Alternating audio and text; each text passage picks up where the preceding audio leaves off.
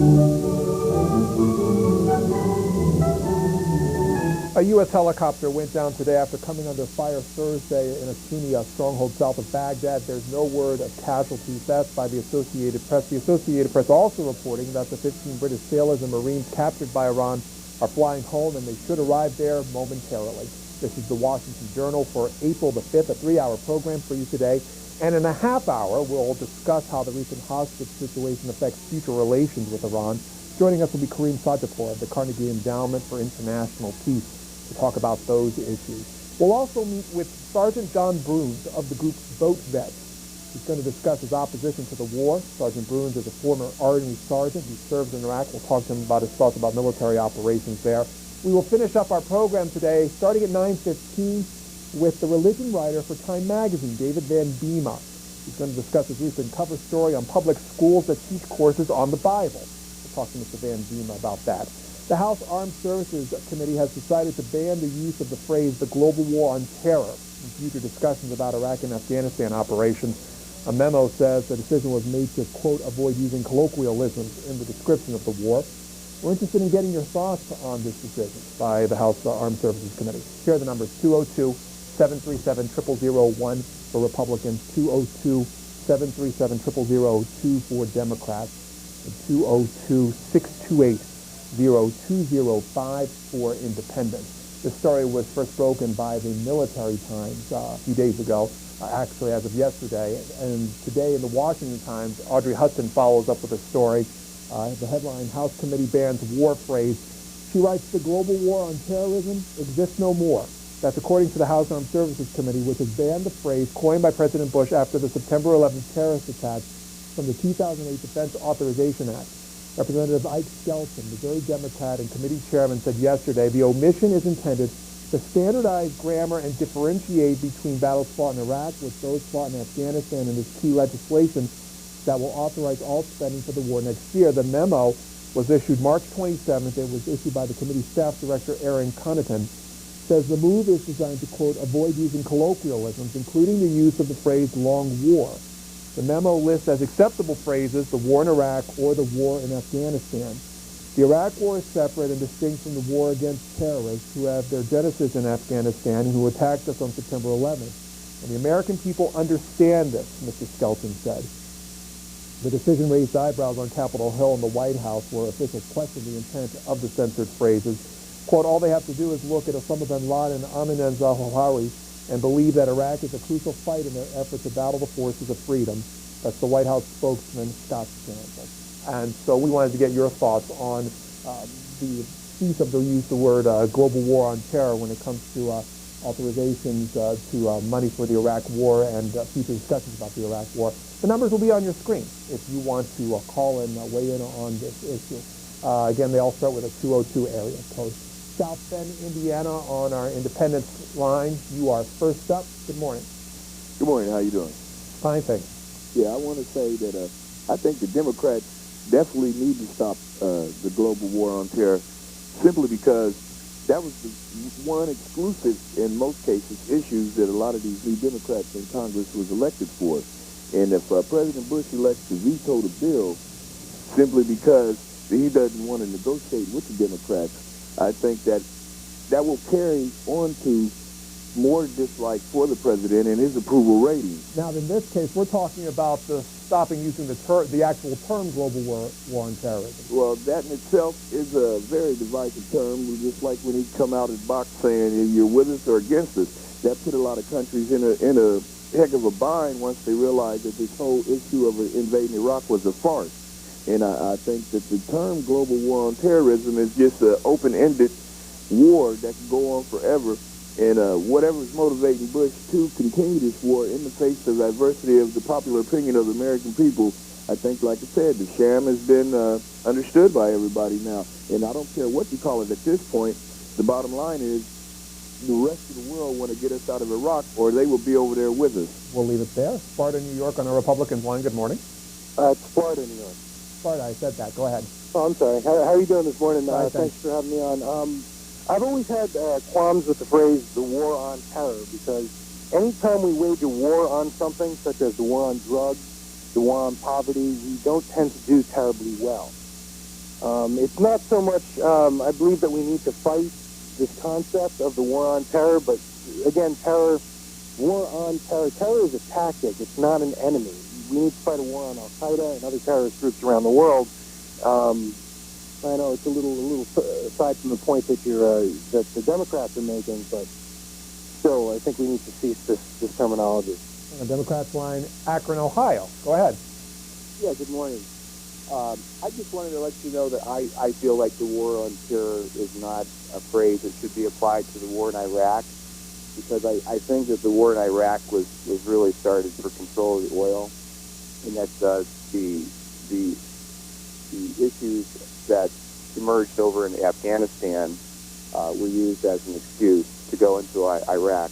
I was in favor of going into Afghanistan because I think that regime was very undemocratic. They were very undemocratic to women. They were very radical. But the Iraqis did not have anything to do with 911. They did not attack us. And they were, even though Saddam Hussein was a bad person, we were still better off just keeping him contained and trying to let the Iraqi people change the regime there. Now we've spent hundreds of billions of dollars. We've weakened our reputation in the world. And I think that the war on terror is used to try to keep the American people that are still brainwashed by the true reasons for going in over there, to keep them behind the war. The editors of the Washington Times this morning take this story and use it for their lead editorial. Wartime revisionism at home is what they write, and they say, this is yet another sign that the Democrats are going hard left on national security issues generally and not just on Iraq in this instance, trying to airbrush away the very war on terrorism from our most basic defense legislation.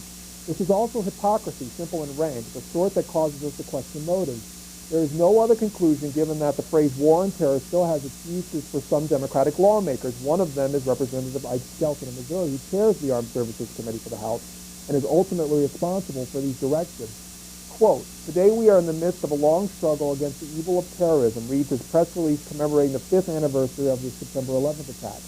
Iraq is, quote, separate and distinct from the war on terrorism, which according to Ike Skelton, responsible for the September 3rd, 2006 release, still retains merit.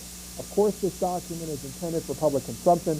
It is only secondarily a means of cudgeling Mr. Bush, which isn't, Mr. Skelton, a catchphrase or a long struggle. We suppose it depends on whom you're talking to. Is how the editors conclude their thoughts on this decision by the House Armed Services Committee. They've decided to cease in using the term global war on terror. And we wanted to get your thoughts on it on our lines this morning. On our Republican line, Chantilly, Virginia. Yeah, good morning. Thanks for speaking. This really is just another ruse, just another piece of partisan politics. Something so insignificant as this makes the headlines. It's the banner for C-SPAN. I mean, this is just absolutely ridiculous. The Democrats, they know full well what they're doing. The Republicans know full well what they're doing, and there's the uproar. You know, if you take what the Democrats' top 10 issues are, you take what the Republicans' top 10 issues are, they're exactly the same. The only difference is the priority with which they choose to engage. The Democrats' number 1 is the Republicans' number 10, and so on.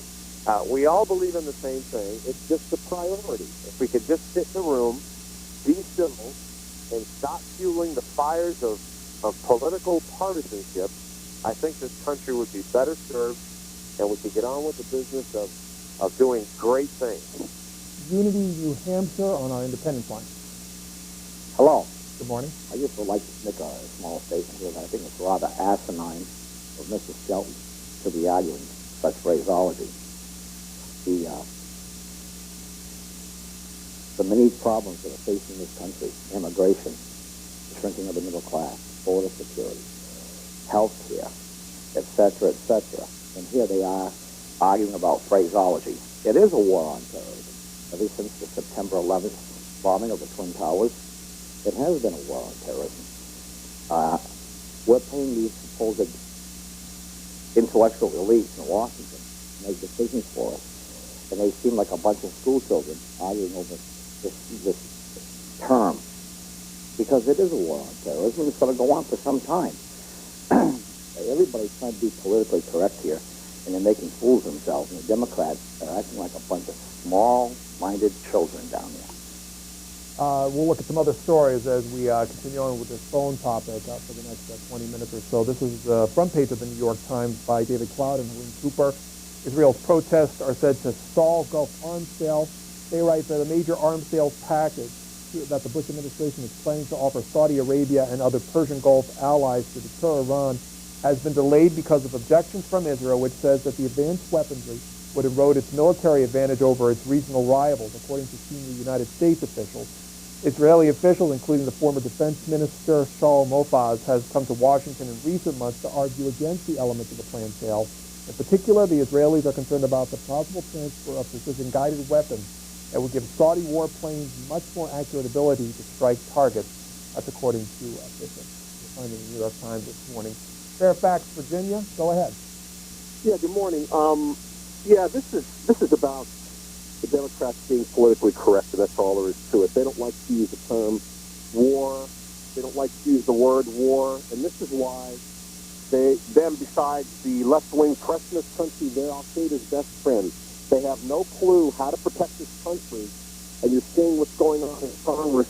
And for people to call in and say that we shouldn't be there, people don't want us there, that's irrelevant. You know, people didn't want us in Europe during World War II, and we had a dictator there that was massacring a certain race. And the big difference is you got Al-Qaeda here who wants to destroy the whole world. And we're all infidels to them. And the problem with the Democratic Party is, and what the reason why they're going to lose their majorities again and the presidency again, is because they're just too politically correct, and they have no clue how to protect this country. The reason why the Associated Press reporting this morning that the 15 sailors are back on British soil.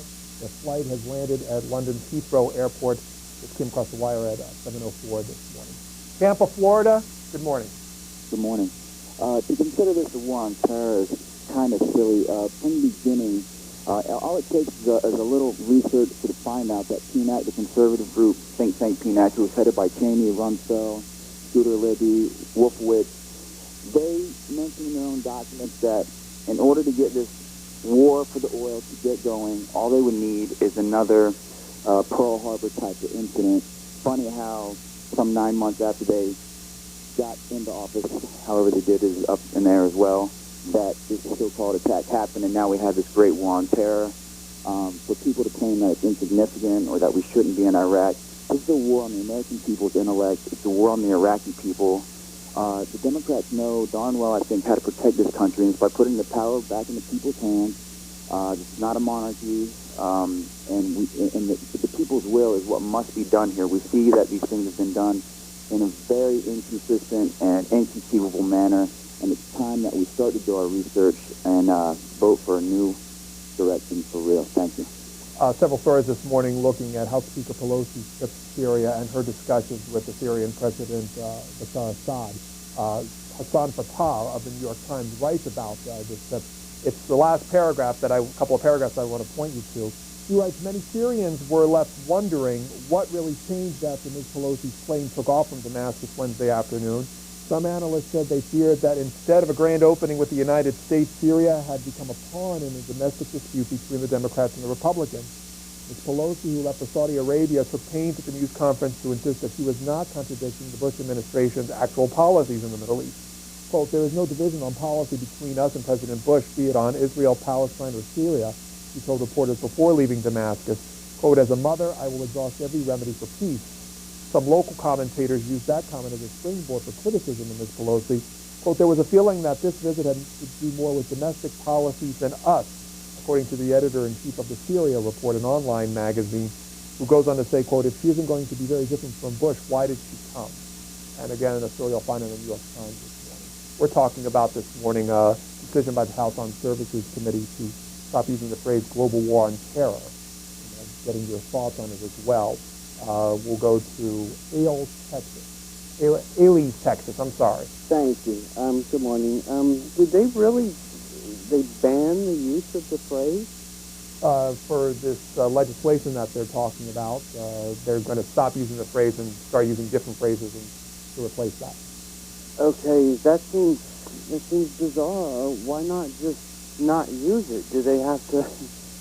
It seems awfully silly to come out with something that says they're going to ban it. And I think it's more of maybe a publicity stunt, trying to drum up publicity. Your Florida caller about the Penex group and whatnot, what they call neocons. That's people. The real war we have is about information, and getting things online is great and all, but you have to be careful.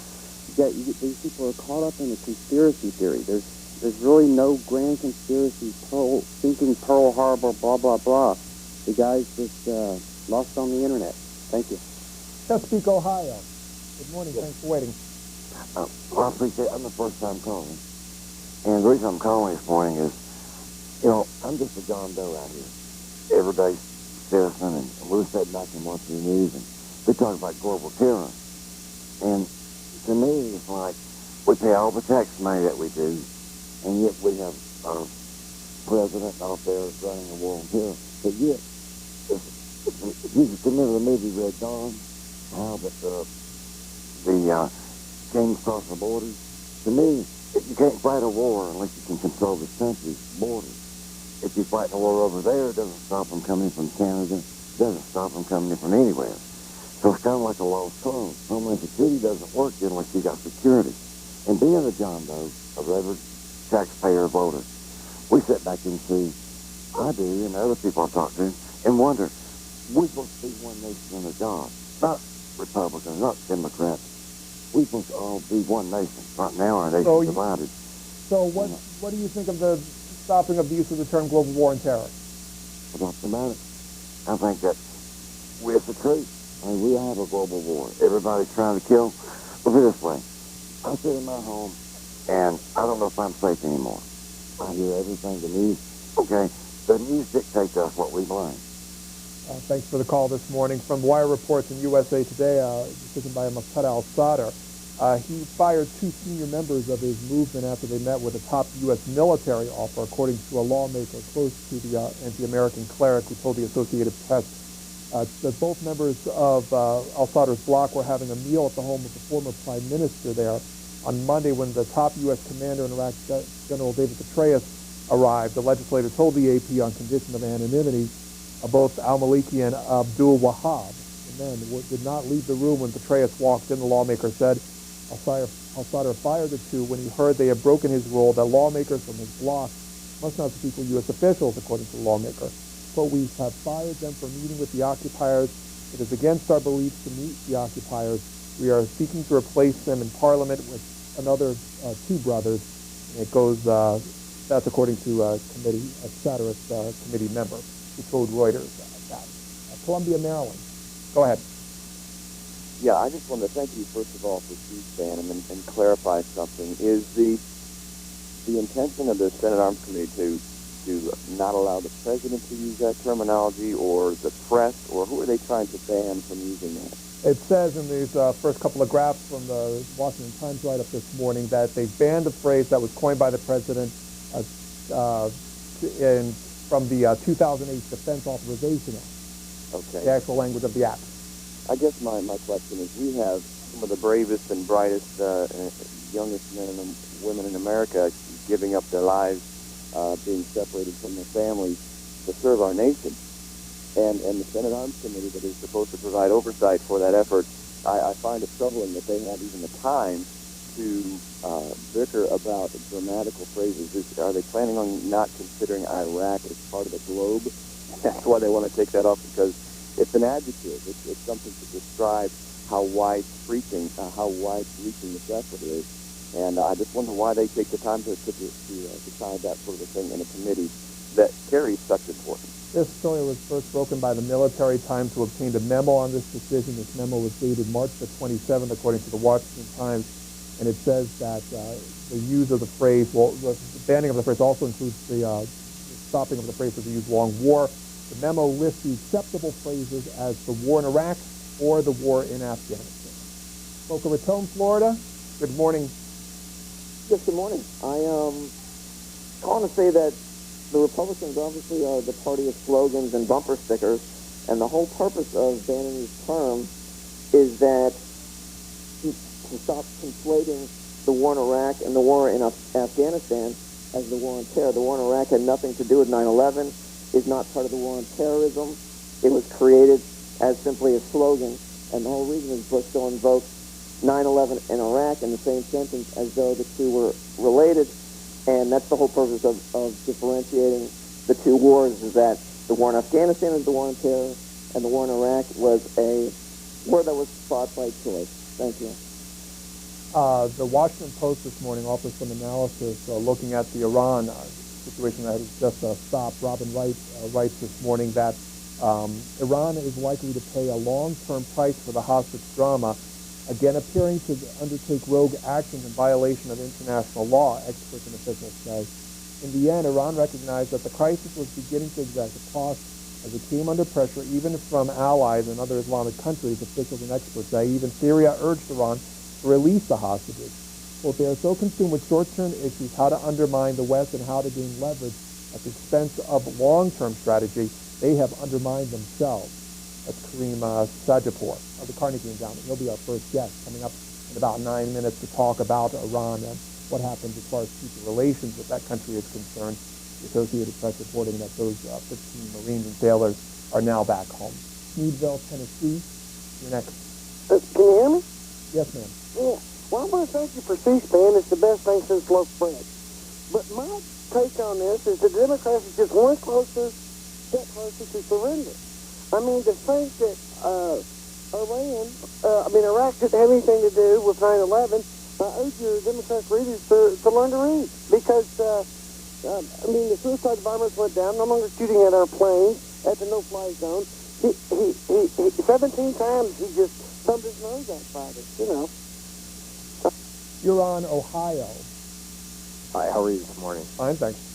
I couldn't disagree with the last caller that just called. Slogans like "Mission Accomplished" and "Bring It On" to the terrorists and the whole Abu Ghraib thing have just kind of inflamed people. I mean, as an independent voter that voted for George Bush in the year 2000 and who didn't vote for him in the year 2004, I can just say that I'm very disappointed in the Iraq War and the Afghanistan War being lumped together, because if you think about it logically, the terrorists that bombed us on 9/11 were from Saudi Arabia. And Saudi Arabia hasn't been labeled as part of the global war on terrorism, I don't believe, because we get our oil from them.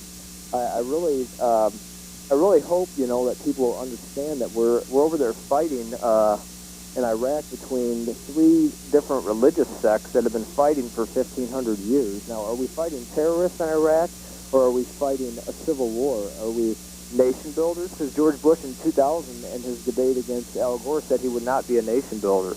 So I think getting away from a bumper sticker mentality and having some goals. I mean, they talk about, how they don't want us. Well, a timeline can also be a goal. We'll have to leave it there. Your line is coming in and out, so thank you for your thoughts.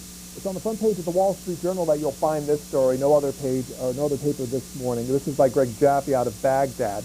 The title is "In Iraq, an Officer's Answer to Violence Build a Wall." Talks about Lieutenant Colonel Jeff Peterson, who patrols in Iraq, and there's a picture of him.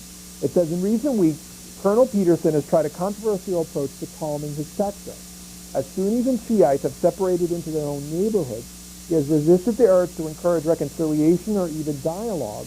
Instead, he has erected massive concrete barriers between the sects. His vision is for a series of small, homogeneous gated communities, each consisting of a 2-block square. Each will be built around a market, a mosque, and a generator. Quote, the goal is to provide the neighborhoods with a chance to protect themselves without having to rely on coalition forces, the Iraq government, or the militias. And you can find this story in this morning's Wall Street Journal. Long Island, New York. Oh, hi, hello, is that me? Yes, sir. Okay. The idea that the Democrats can change reality by changing a word or a phrase is another step into their psychological downfall, and I hope it doesn't spread to the rest of the country. The other thing about what the gentleman before said,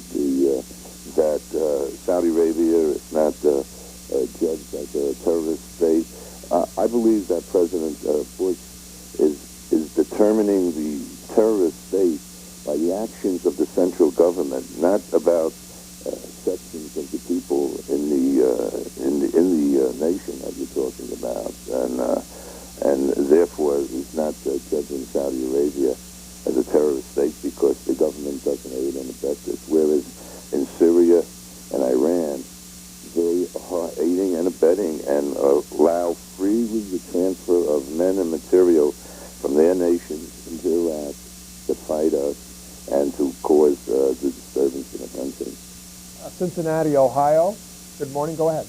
Yes, the term global war on terror is used by the Republicans as a catchphrase. They lump the Iraq war and the war in Afghanistan together when it's not connected.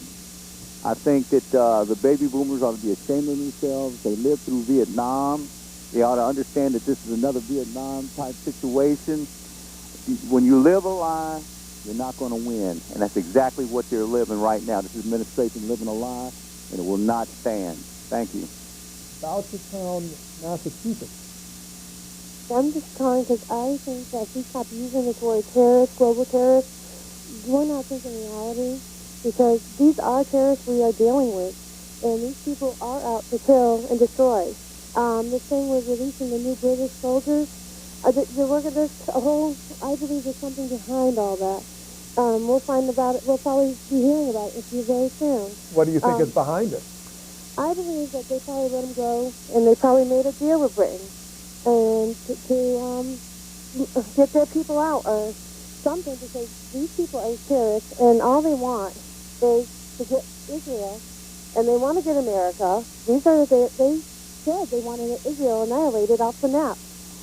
Now, there's no way that these terrorists are going to stop. They're going to keep going until they get what they want. They're terrorists. A photo of the British soldiers on many of the papers this morning, including the Washington Post that's provided by the Associated Press. Again, the Associated Press also reporting that they have landed at Heathrow Airport as of about 7 o'clock, a little after 7 o'clock today. We will talk about this situation between Sadjadpour in just a few moments. Not only to talk about the situation itself, but also to talk about what happens now as countries besides our own who are concerned about Iran's nuclear program, and how those negotiations and discussions about that program will continue on. Houston, Texas. Go ahead. Thank you for letting me voice my opinion. First off, Confucius said several thousand years ago that the first and foremost way to change a political climate in a society is through the redefinition of speech. I want to make one more quick point. Our society is built on capitalism, and capitalism is about profitability.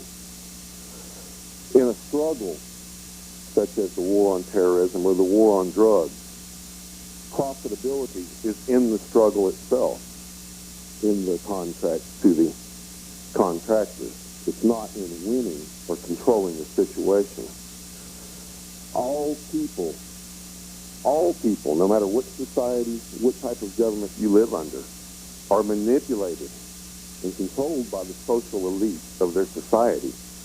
Therefore, it doesn't matter if you're a Democrat or a Republican. It doesn't matter which party is in power or which person holds which position. It's a matter of keeping the hierarchy in order. How does that relate to stopping the use of the phrase global war on terror? Because this is a way of desensitizing and controlling people's minds, speech. In this country, we're in a war on drugs that has been going on for 75 years that is destroying our society, not the drugs themselves. The drugs are not good. No one's arguing that drugs are good. But the war on drugs is destroying our country. It is what is promoting the violence, the gang activity, the overcrowded prisons. But you have to understand, the great profitability is in that struggle. If we were to legalize drugs tomorrow and control them to where they wouldn't be available to children and to where it wouldn't cause the overcrowding in our now privatized prison system, the social elites that control our society, that control our schools, that control our media programming would not be profiting. Augusta, Georgia. Hello? Hello, you're on. Yes, thank you, sir. we see a time now where we have a president who is a true American aristocrat who, unlike presidents prior to, has a tendency to display arrogance at every level, and they use the term like global war on terrorism as a brand, just like a major corporation would use it. It's all about creating words that people can identify with, and the global war on terror makes the masses think, hey, we're fighting this war for everybody around the globe.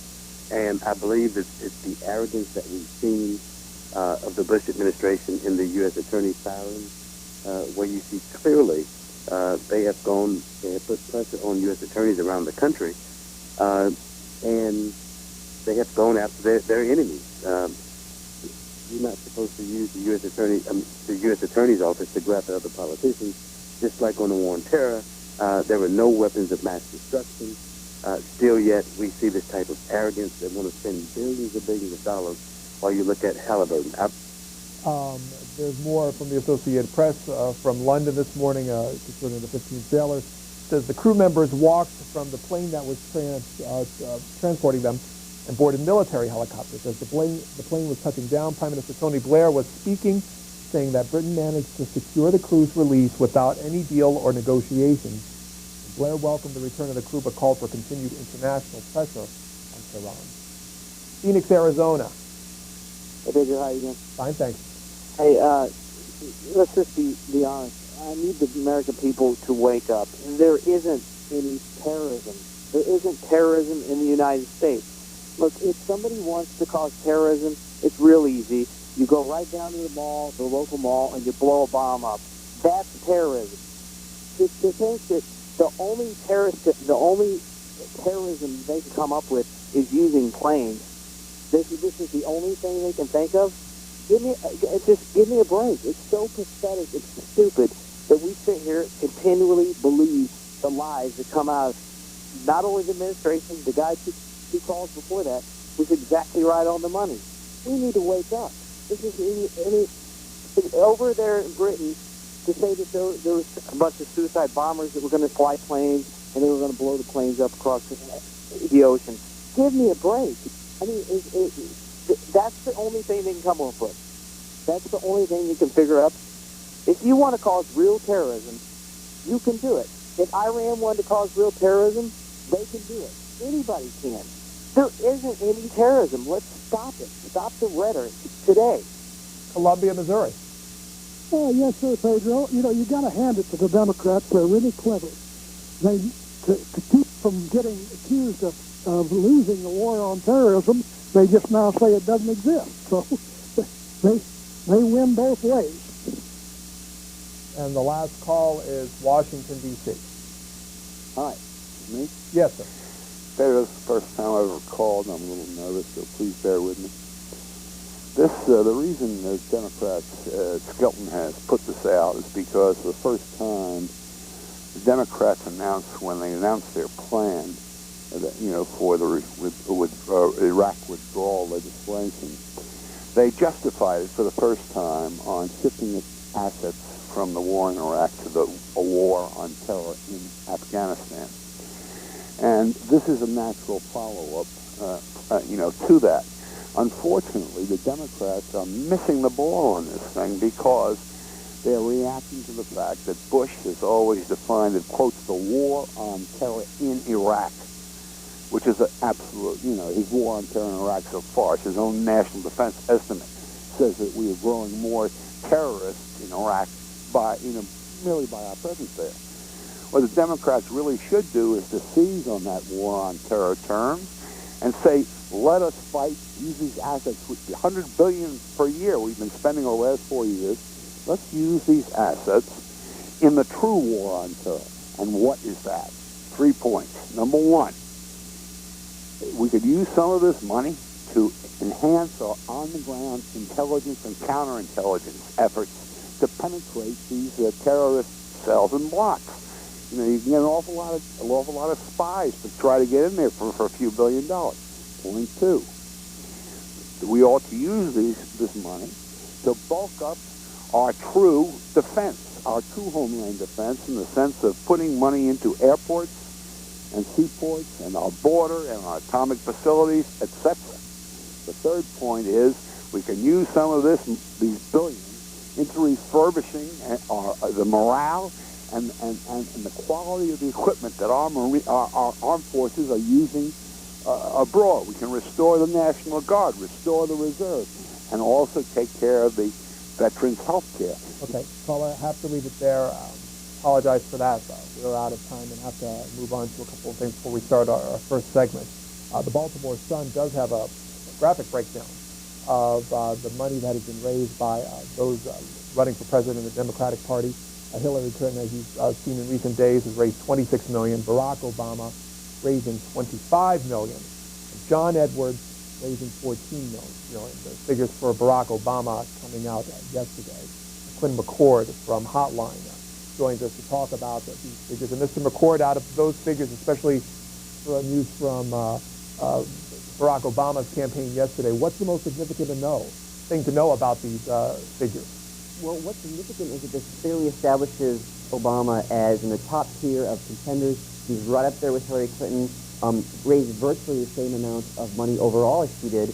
But perhaps most interestingly, he actually raised more money than she did over the last quarter in terms of money that can actually be used for the primary as opposed to general elections.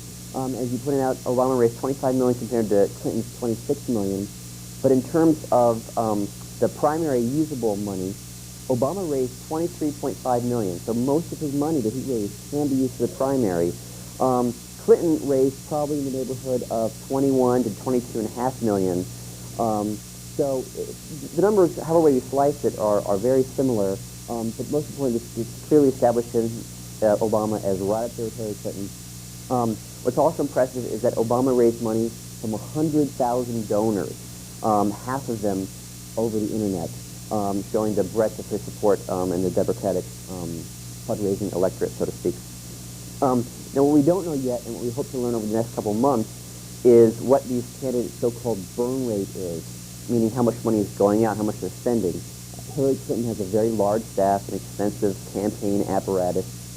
So if we learn that she's spending a whole lot of more money than Obama, this could be interesting. And she may have to slow down how much money she's spending. She may have to ramp up her fundraising even more. So what we hope to learn in the next couple of months, or next couple of weeks actually, is how much all these various candidates are spending this so-called burn rate. There's actually some other, mildly, potentially worrisome news for Senator Clinton. There is a new WNUR, University of New Hampshire poll of the state of New Hampshire's Democratic voters, and her lead over Obama has slipped in half over the past month. A month ago, she led Obama 35% to 21%, which was a 14-point lead. The new poll shows just this month that her lead has fallen to 27% for Clinton to 20% for Obama. That's a 7-point lead. What her slippage has come mostly from the fact that John Edwards has bumped up quite a bit from 16% to 21%. So Edwards is now in a statistical tie for second place in New Hampshire with Obama. What this shows is that in New Hampshire it could be a three-way race. Clinton, Obama, and Edwards are all somewhere in the 20% to 30% range, and none of them can really rely on winning the state, but it'll be quite a coup for any of these candidates to win in the New Hampshire primary. Mr. McCord, is there a historical context to campaign as far as where we were, as far as the ability for Democrats to raise this kind of money and what it meant for them as far as the result, if they've won or not? Oh, yes. I mean, these numbers are all far in advance of what the Democrats and Republicans were raising just 8 years ago. Al Gore in the first quarter 8 years ago raised about $9 million. If he'd raised that this time, he would have ranked down there in what is now considered to be the second tier of candidates with the Bill Richardsons and the Chris Dodds of Joe Biden. 8 years ago, Bill Richardson's, I believe he raised about $6 million. That would have been a perfectly legitimate number, a credible number, but 8 years later, anything under, double digits, $15 million is just, I don't want to say pocket change, but it's nowhere near where Obama and Hillary are raising in the in the 25 million range. So it just shows you that in just 8 years, how much more money we expect these candidates to raise to be considered a top-tier contender. Quinn McCord is the state editor for Hotline. Thanks for breaking this down for us. Thank you. And in our next break with Hotline, we'll talk about the money that was raised by Republicans as well. Joining us now is Karim Sadjadpour of the Carnegie Endowment for International Peace. And one of his responsibilities is to look at events and relations with Iran. Mr. Sadjadpour, from all that we've seen over the last 15 days or so, what happens now as far as our relationship and other countries' relationship with Iran? Well, it's a difficult question, but I think that the 27 years of mutual mistrust and ill will between the United States and Iran, I think, are going to remain in existence. I think it's going to continue to be a contentious relationship, not only between Iran and the United States, but Iran and the West in general. One of the things that a caller brought up, and some other callers have brought up, is what did Britain give, if anything, as far as making the situation stop?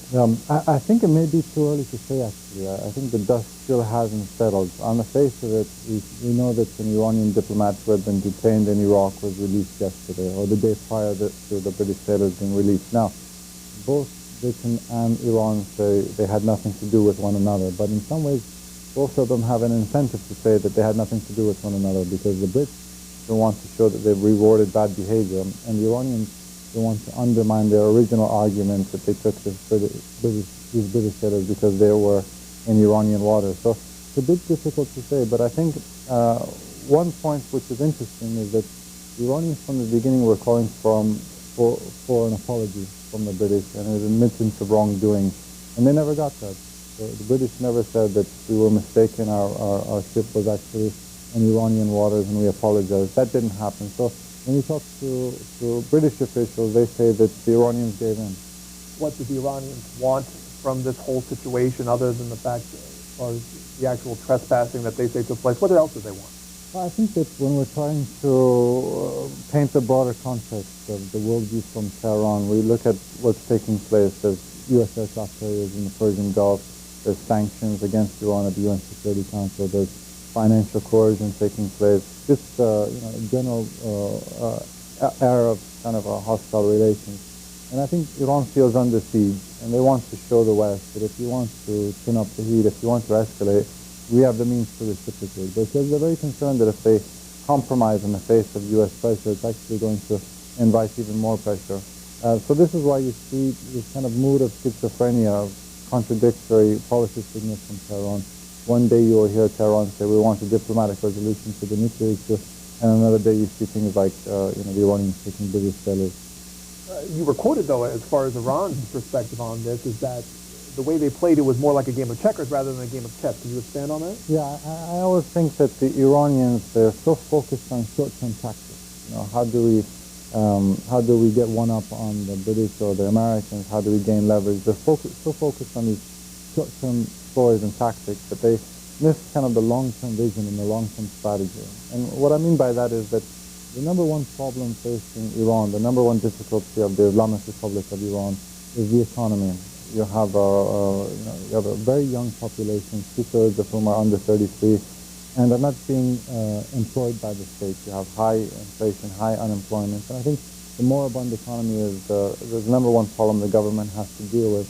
And by doing things like this, taking British sailors in detention, or in general just taking a hostile approach towards the West, they're not going to attract foreign investment. They're not going to be able to reintegrate into the global economy and do the things necessary to improve their economy. So I think that over the long term, they undermine themselves more than they help themselves with measures like this. Our guest is with us to talk about the future relations with Iran, especially in light of the release of the British sailors. If you want to ask him questions, they all start with a 202 area code. It's 202-737-0001 for Republicans, 202-737-0002 for Democrats, and for Independents, 202-628-0205. And you can also email us as well at journal@cspan.org. Talk about the style in which President Ahmadinejad presented all this. He talked about it. This was a gift in light of Easter and in light of Muhammad's birthday. And you called it on an online piece, political pageantry, as far as this was concerned. Talk about the style and what's behind the whole presentation. Yeah, well, President Ahmadinejad really has a flair for the dramatic. I think he has a tremendous ego in some ways, and I think that we should be clear. I know it's very confusing to news readers and people in general who are following Iran that President Ahmadinejad is actually not the person calling the shots in Tehran. He's certainly relevant to the debate, and he opines on major issues, but he's not the person who's making the final decisions, and that is the Supreme Leader, Ayatollah Khamenei. So in some ways, I think President Ahmadinejad was an actor in this entire drama, but he wasn't the one who really issued the edict to take these British sailors, and he wasn't the one who really released them, but he was given a role in this. And in my own opinion is that the senior leadership in Iran knows that President Ahmadinejad has such a tarnished international reputation given his vile pronouncements vis-a-vis Israel and his questioning the validity of the Holocaust. But this was kind of a gift to him in some ways, of being able to have this dramatic press conference and being the one to announce that these British sailors are going to be released as a gift to the British people. Do you see a toughening stance as far as, even more so, as far as the nuclear program from the United States and members of the Security Council and the United Kingdom as well?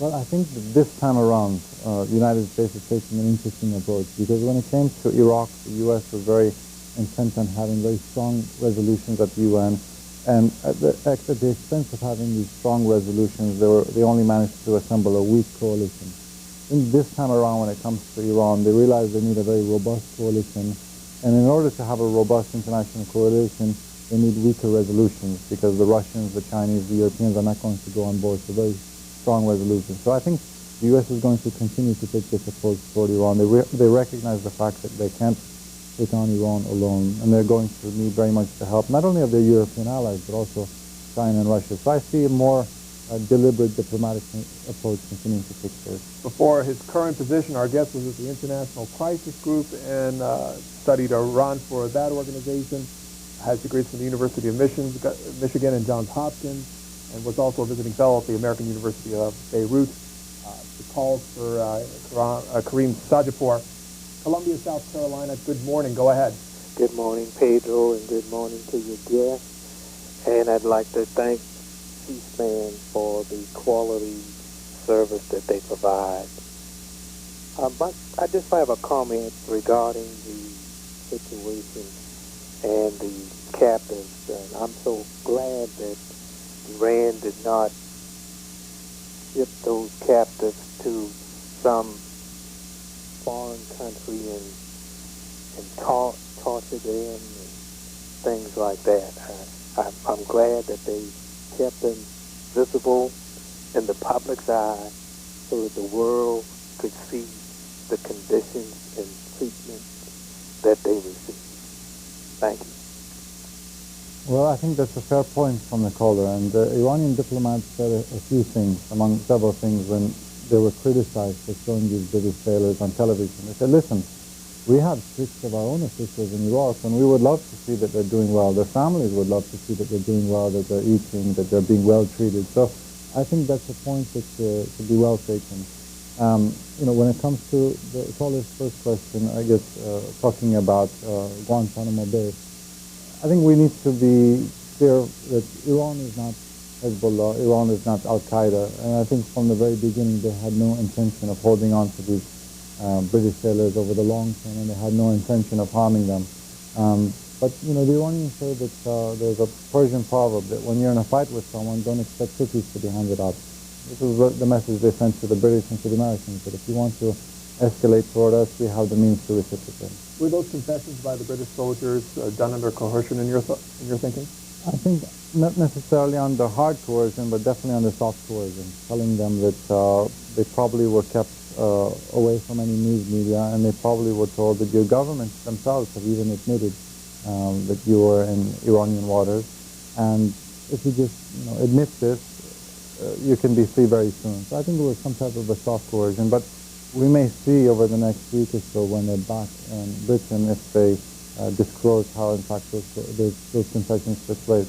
Jessup, Georgia, go ahead. Yes, I think it's so wonderful that the Iranians released the British sailors, and I think that America should start having relationships with Iran. It doesn't hurt to talk. I think that's a great point the caller makes as well, and I think that People ask, was this a victory for Britain or a victory for Iran? And I say it's a bit too early to say, but it was certainly a victory for diplomacy.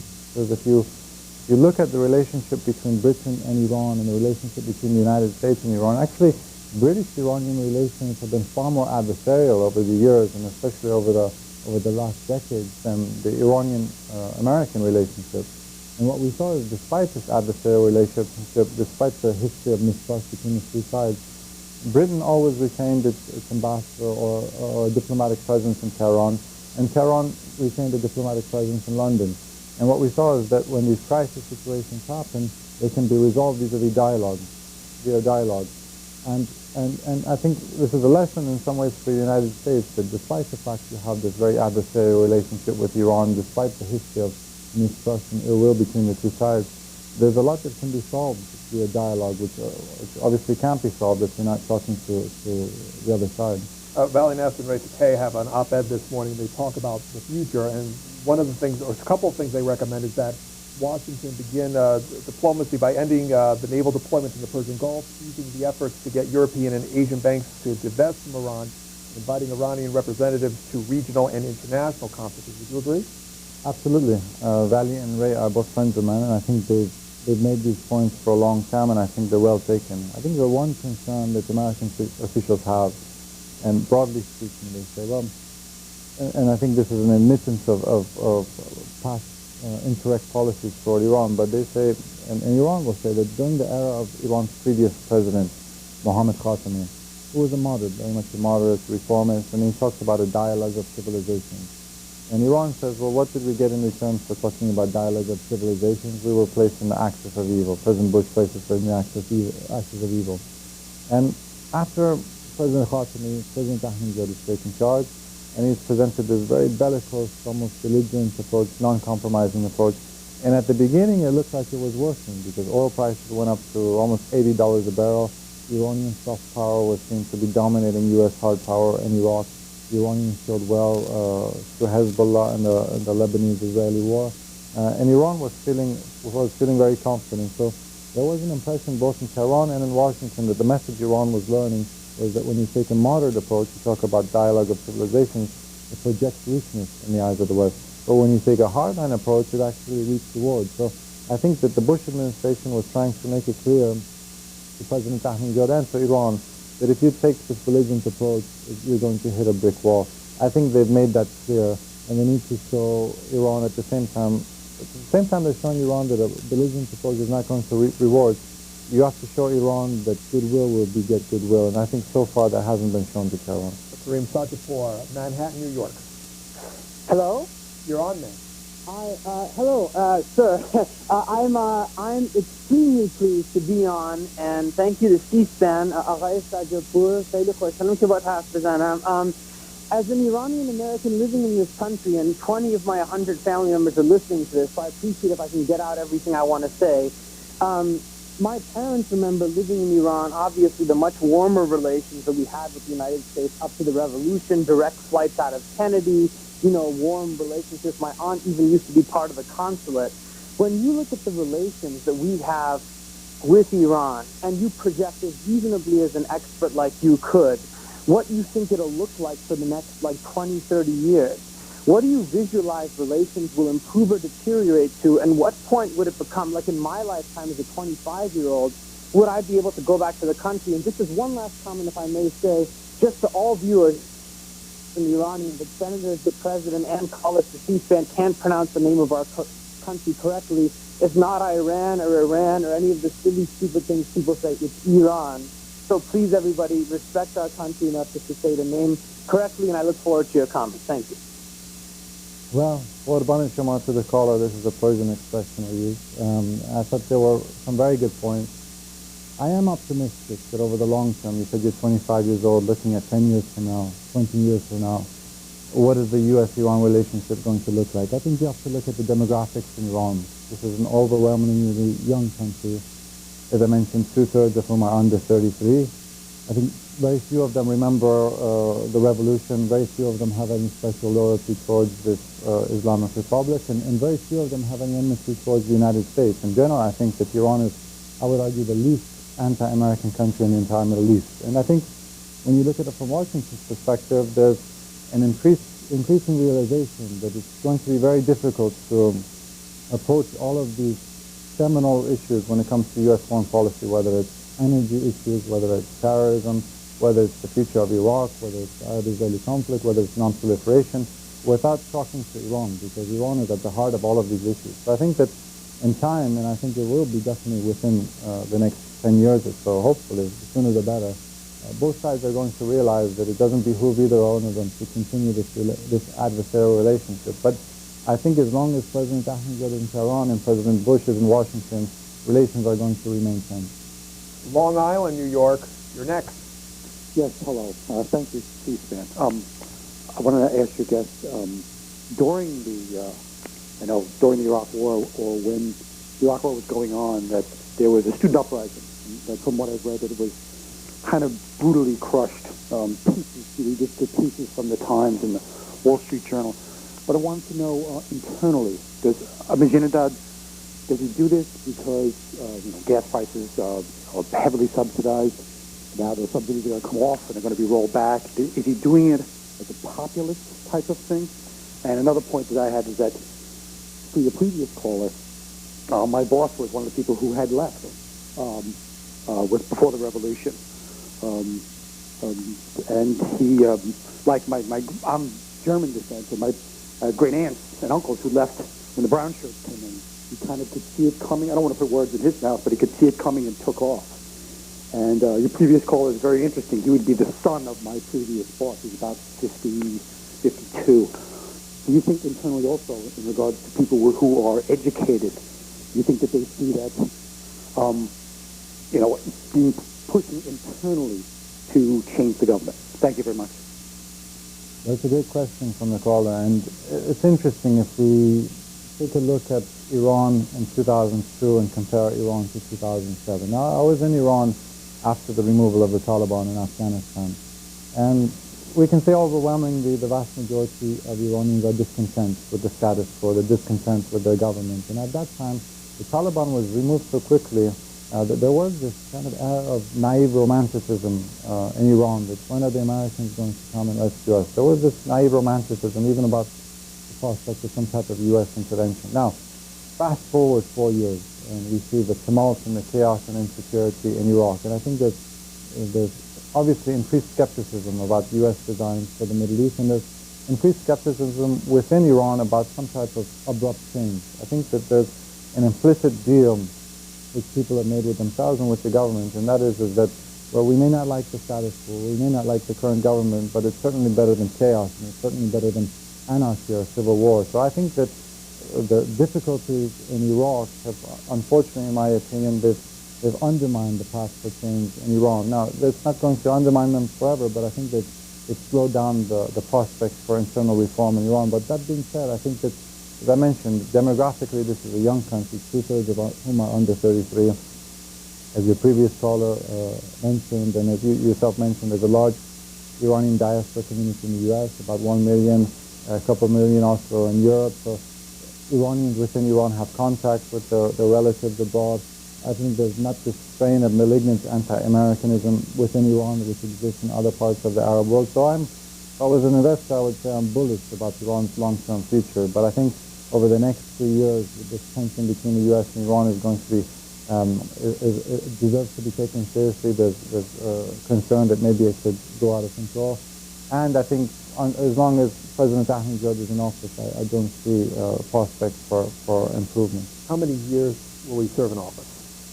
President Ahmadinejad's mandate ends in 2009. He was elected in 2005 as a 4-year term, so he will be up for re-election in 2009. And as it stands right now, what's his potential for re-election? Well, I would argue that it's not great, simply because his mandate was extremely clear when he was elected. I covered these elections very closely in Tehran, and I can tell you I never once came across a person who said, you know what, I want to vote for Ahmadinejad because he wants to wipe Israel off the map. I want to vote for Ahmadinejad because he doesn't believe in the Holocaust. It was all about the economy. People said, this guy is a man of the people. He's not corrupt. He's not going to enrich himself in the process of trying to help us. So I think his mandate was very clear. And in his own words, he was going to put the oil money on people's dinner tables. Now, when he starts off his tenure by issuing these edicts against Israel, speaking out against the West, against the Europeans, questioning the Holocaust, is very obviously creates an uncertain political climate, an uncertain business climate. Foreign investment is not coming in, there's capital flight. So it was very obvious that he wasn't going to fulfill these lofty expectations people had of him. Is it Bemidji, Minnesota? Yes, it is. Yep, you said correctly. I'm really enjoying the guest this morning, and I watch you. This is the first time I've gotten to call in. I think we have to look back on what has gone on in Iran, a great country that we don't really regard it as such, and who helped the Iraqis against the Iranis. We've got to look at our foreign policy. Who helped the Shah take billions out of that country?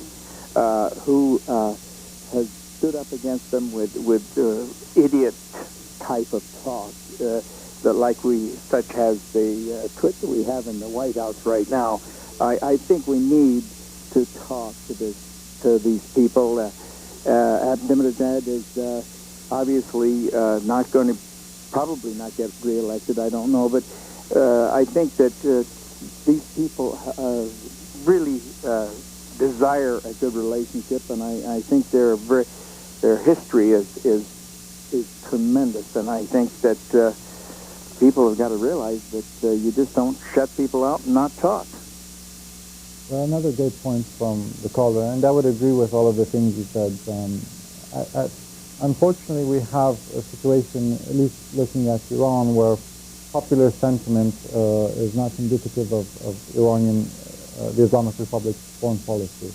And as I have mentioned now several times, that you do, even when there's, I can tell you anecdotally, the vast majority of Iranians would like to see a rapprochement with the United States, but even empirically, when surveys are conducted, overwhelmingly, the last one taken showed 3/4 of Iranians wanted to have improved ties with the United States. So I think that's a given.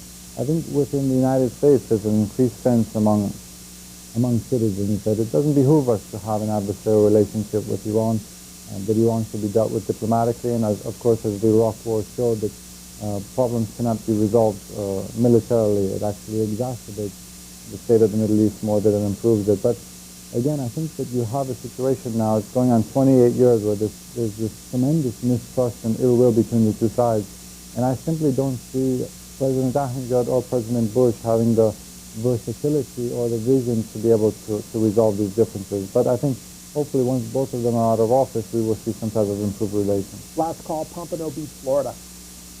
Yes. Your talk before about how the prisoners were treated. First of all, I don't believe that all prisoners in Iran are treated that nicely. I don't know why they took them. That'll be a long time before anyone knows. But I don't think they really wanted to harm these people. They wanted to do something. But in the soft coercion, I think it was maybe a little bit more. I think they would probably say, we may keep one or two of you, and we'll take the ones that say that they were in Iraq and waters or whatever. Please, I don't think Iran treats their prisoners that well. Thank you. Well, the caller makes a good point, and I would just, this is the point I will make in return, is that actually Iran treats its Iranian prisoners far worse than it treats its foreign detainees. I don't think actually that they really threatened these British sailors. I think it was obvious that if they threatened to kill them or whatever, that it was going to come out eventually, and it would cause a huge outcry. But I can tell you that Iran doesn't treat Iranian prisoners at all well. There's still abusive measures, solitary confinement, psychological torture, even torture in some places. You still have draconian punishments such as the stoning of women to death in some cases. So definitely Iran has major human rights abuses. It's not a free and fair nation. But I think in this case, the British sailors were not treated in the same way that Al-Qaeda would treat them or Hezbollah might treat an Israeli prisoner. Where do we currently stand as far as the nuclear program? What's been done, and what is like next on the time? Well, what Iran is doing right now is enriching uranium, and the reason why this is problematic from a proliferation or non-proliferation perspective is that this technology needed to make a nuclear weapon enriching uranium can also be applied to a civilian nuclear energy program. So Iran says that we're behaving within the confines of our rights, of the Non-Proliferation Treaty, and we're not doing anything illegally. And it's true that as a signatory to this Non-Proliferation Treaty, Iran is behaving within the confines of its rights. So I think they're going to continue to move forward. They're going to continue to try to enrich uranium, but they are having technological problems as well. So I oftentimes say that Iran hasn't mastered the tricycle, but yet they now want to mountain the mountain bike. They're having difficulties. They want to create facts on the ground to show the West that it's a fait accompli. We already know how to use this technology, and why don't you just accept it? And the West is not giving in yet. Karim Sadjadpour is with the Carnegie Endowment for International Peace and Studies Iran. Thank you for your time.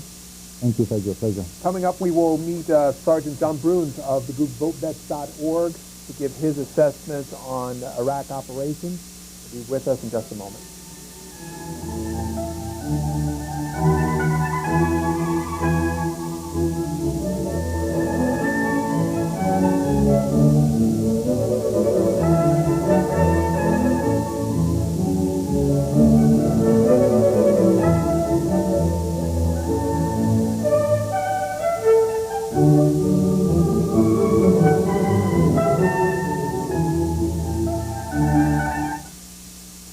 Former United Nations Ambassador John Bolton joins in a discussion on the recent six-party nuclear agreement with North Korea.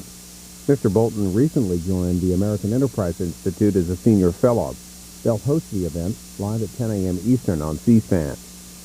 This afternoon, Politics and the Teachings of Jesus. Theology professor Aubrey Hendrick's book is The Politics of Jesus. He'll talk about the realms of religion and politics at the Center for American Progress, live at 1 p.m. Eastern on C-SPAN 2. Both of today's programs are also on C-SPAN Radio, available nationwide on XM Satellite Radio Channel 132. I think the Iraq adventure is a profound misadventure, which was hoisted on this country by demagogues from the top down. Former National Security Advisor Zbigniew Brzezinski on his latest Second Chance, Three Presidents and the Crisis of American Superpowers, Sunday night on C-SPAN's Q&A. You can also listen online as a C-SPAN podcast or on C-SPAN Radio exclusively on XM Satellite Radio.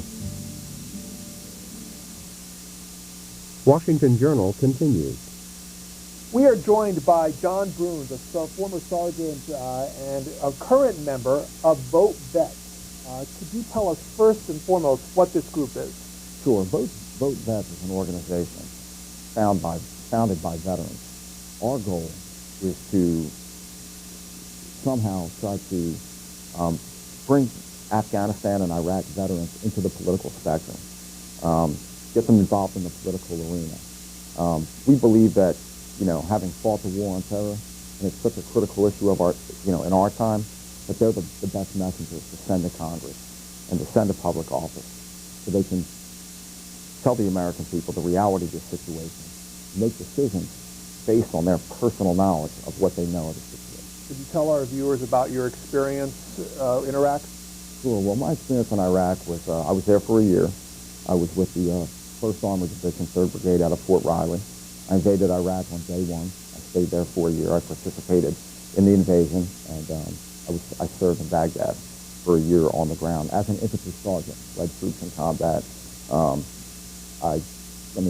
In terms of what I did, constant patrols, fob security, patrols of the neighborhood, crowd control, riot control, cordons and searches, raids, traffic checkpoints, responding to any violence in the community.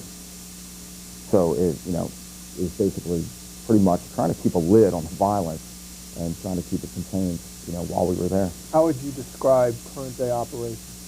It doesn't look good. Every time I turn on the television, I see that U.S. soldiers are being killed, Iraqis are being killed. It seems to me as if the situation just keeps deteriorating and eroding and getting further and further, further into chaos. Why do you think that's happening? Because I don't think that the Iraqi people or the American people expected the United States military to be there. Well, we're going on our 5th year now. when this war started, the Bush administration did give a perception to the American people that, I'm not going to use the term cakewalk, but they did say, they did leave an impression with the American people that it wouldn't be long, it wouldn't be costly, it wouldn't require a tremendous amount of sacrifice, upon our military. And take a look at the situation now. The violence continues. It rages on every single day. Our troops are dying. Iraqis are dying. Innocent people. It's a situation that needs to be addressed.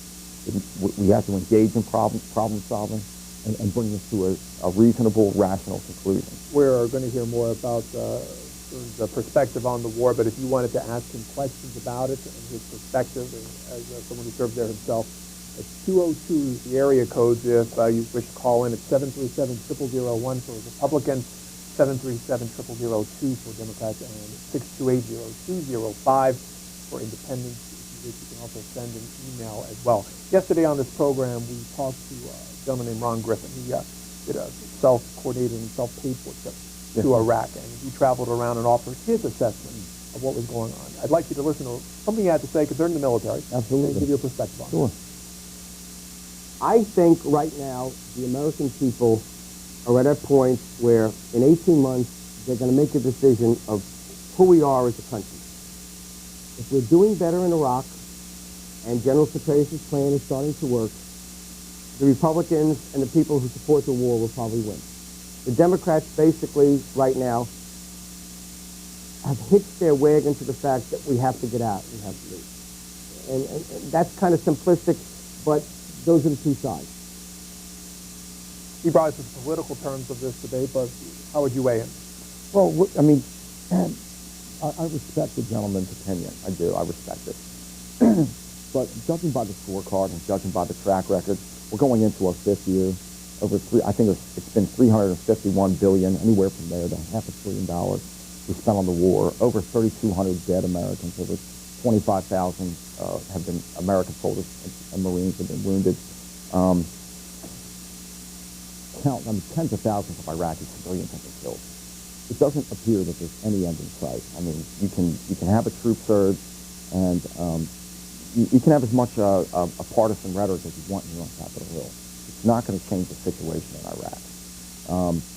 The gentleman says, 12 to 18 months from now, if everything, is successful, then, I think he said the Republicans would win. Am I correct with that? Well, 18 more months. That's a big if. What we have to do is come up with a responsible plan for troop redeployment, to bring an end to this war, to stop the spending. It's eroding our military capacity and capability to respond to another crisis. General Pace said that himself. And President Bush argues, well, we have to fight them there so we don't fight them here. If we are attacked here again, who are we going to send in response? Our military is stretched almost to a breaking point. I argue that makes us less safe here at home.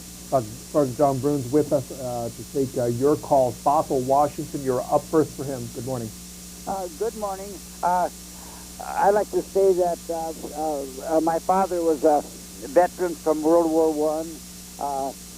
My brother in World War II received the Purple Heart while he was in the hospital, and I'm a Korean War veteran. My son was a veteran from the First Gulf War, and my son said about the soldiers that are there now, he says, come on home, suckers. He says, they're doing more good at home. And I'm terribly against this war, as I was against the Vietnam War. Thank you very kindly.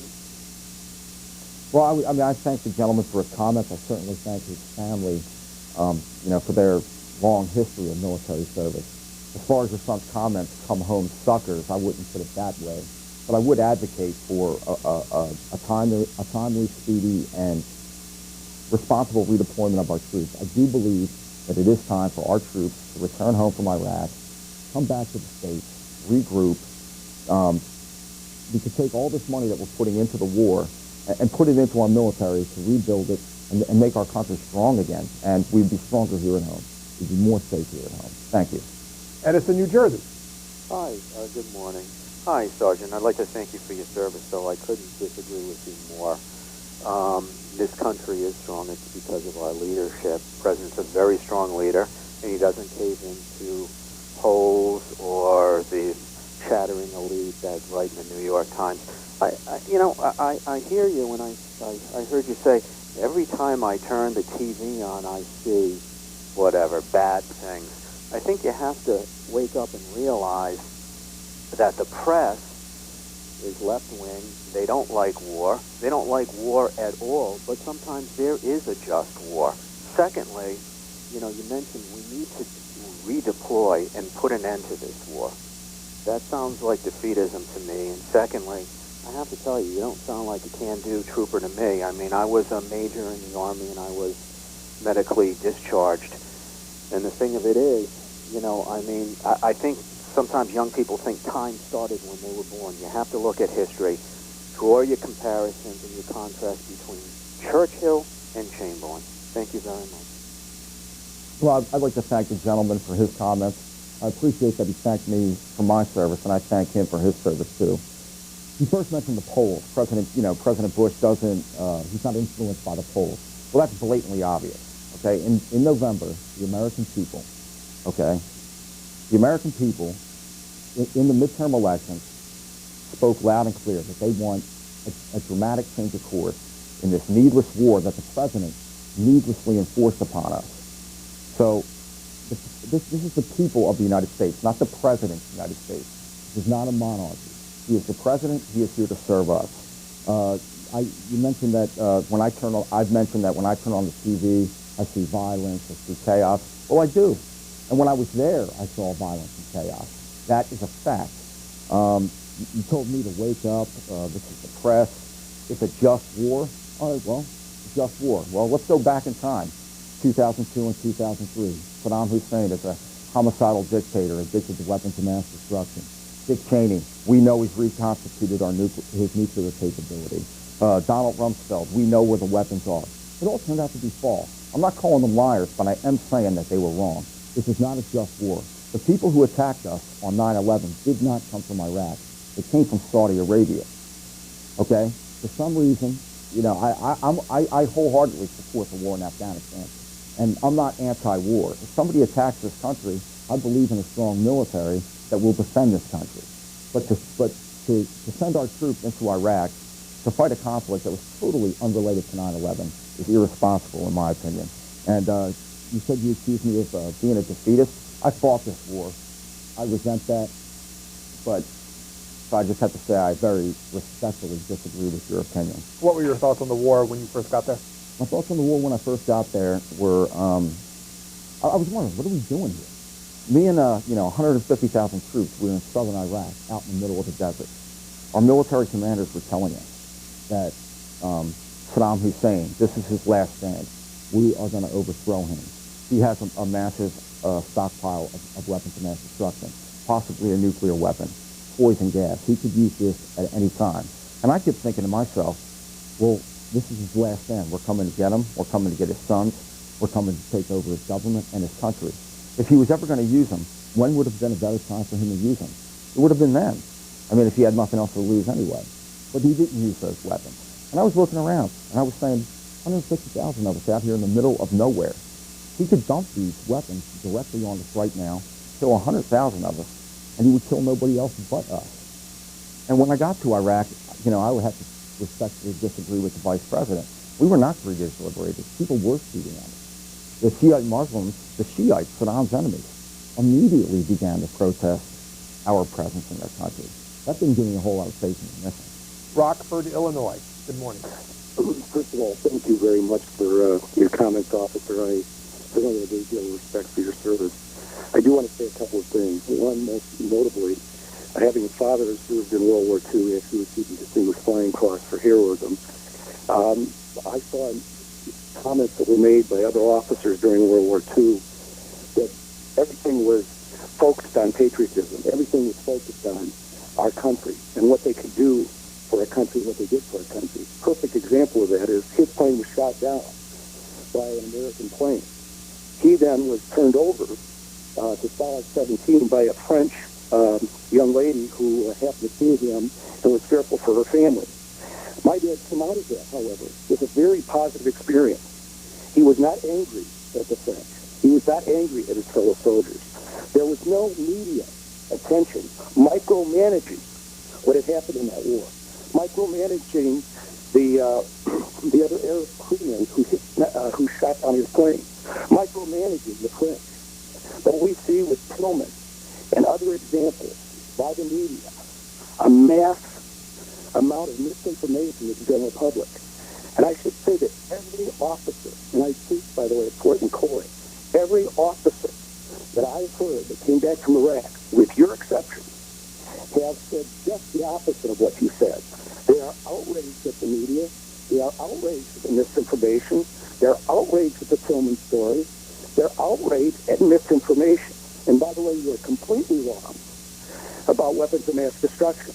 If you've been trained, you will recognize that there are biological weapons that can easily be destroyed. The general public isn't aware of this. I teach a course on counterterrorism. Appreciate the call. We'll get a response. Sure, I definitely, wholeheartedly support your father's service in World War II. I am not angry at soldiers whatsoever. I honor and respect our soldiers and Marines, airmen, sailors. After all, I am a soldier. Micromanaging the war, I'm not at all in any way, shape, or form in a position to micromanage the war. Congress is. And I don't think Congress is micromanaging the war. What they did was they sent President Bush a bill that fully funds his war, $96 billion for the war in Iraq and Afghanistan. The only issue that you probably have with that bill and President Bush has with that bill is that it requires language. There's language in that bill that requires him to set benchmarks and a timeline. The American people want to bring this war to an end. That's why they elected the 110th Congress. And the 110th Congress is representing the people of America the way that they want to be represented. The Tillman story you brought up, this isn't anything that I had to do with, but I did read about it in the paper, and they did cover it up. Okay, that's a fact. Okay, people, there were, I don't know, whoever was in charge of managing this story covered his death up for a certain amount of time when they had known that he was killed by friendly fire, not in ambush. Blame the media. Why would you blame the media? You blame the media because they report violence that's going on in Iraq. There is violence going on in Iraq.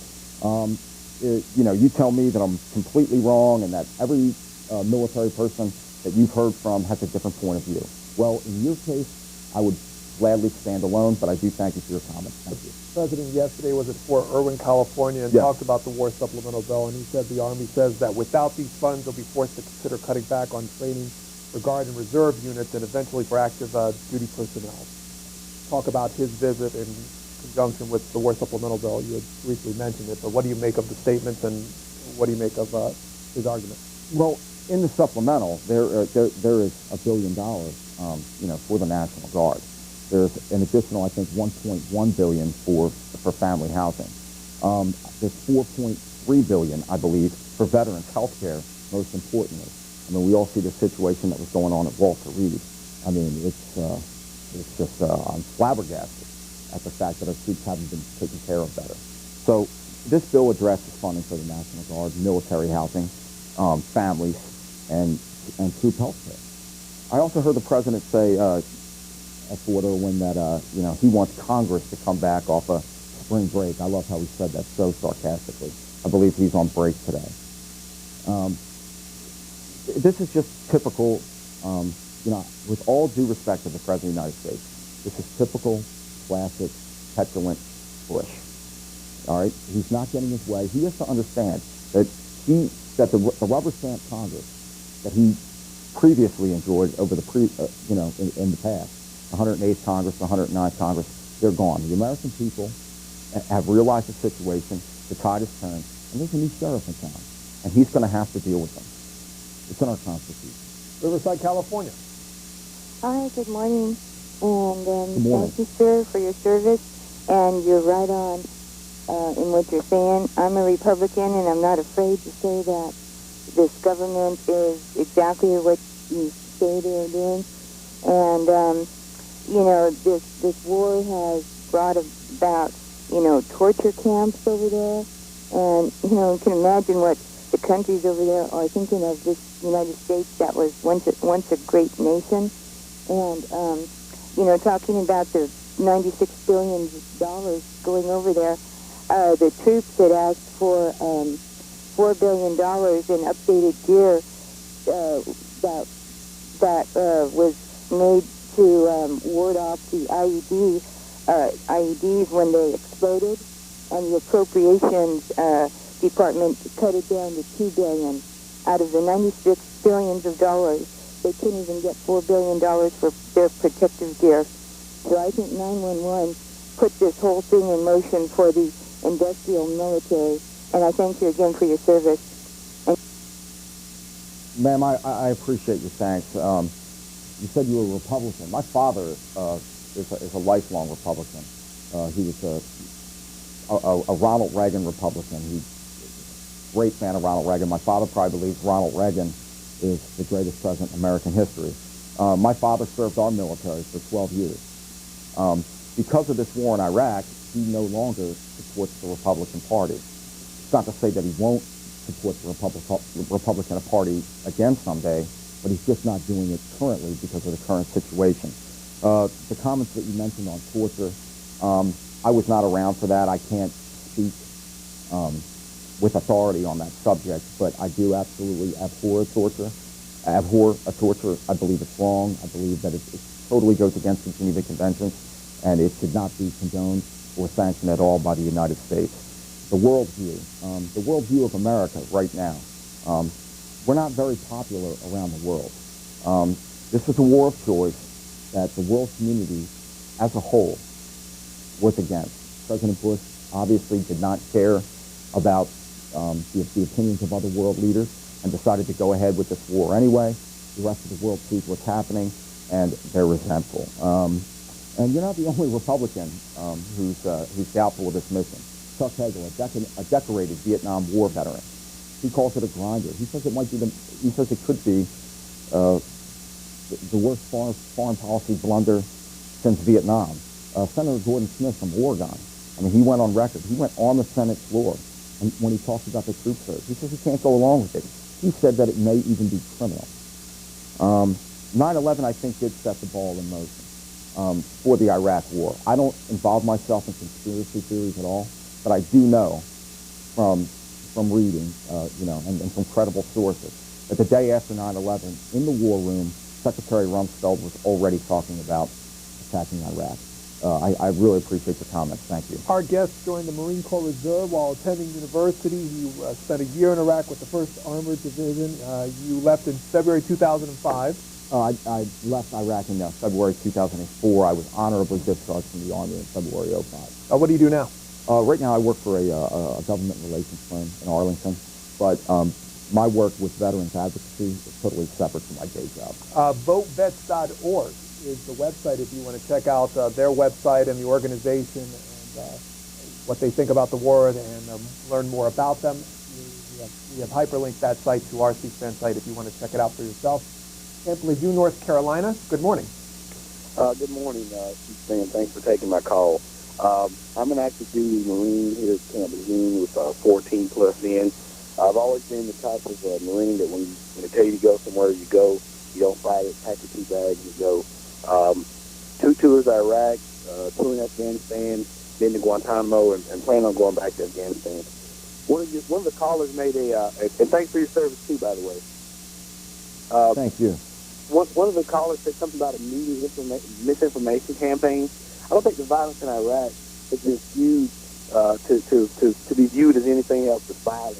Abu Ghraib, the torture that was going on there, that happened. The stuff going on at Walter Reed, that happened. That's not misinformation. I thank the media for bringing things out because people need to see what's going on and how the senior leaders have taken the small things and whisked them aside and look at the big shiny arrows pointing toward Iraq and say, hey, things are going great now. I don't think it's misinformation.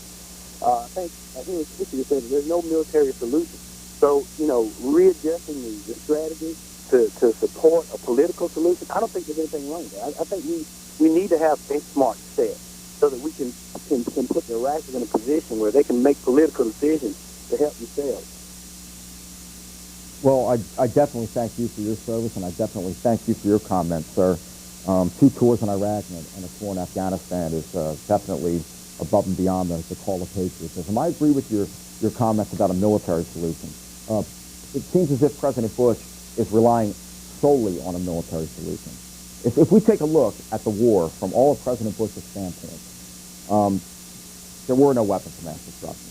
Saddam Hussein, okay, we had to liberate the Iraqi people from Saddam.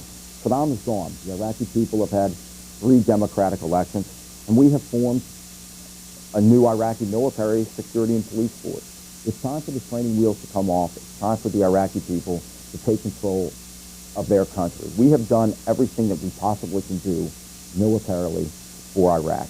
For the past year, I've listened to Congressman John Murtha from the 12th District of Pennsylvania, a great man, a great advocate for veterans. He described the situation as a civil war. I totally agree. It's a civil war. But then not too long ago, I heard Secretary of Defense Robert Gates say that it's not a civil war. It's much more complex. There's Shia on Shia violence in the south. There is Shia and Sunni sectarian violence in Baghdad. There's an al-Qaeda, and there's an insurgency. That's a 4-front war that he's talking about. Some would argue, well, regardless, there are multiple warring factions in Iraq. They're fighting against each other, but they share one common goal, and that is to kill American troops.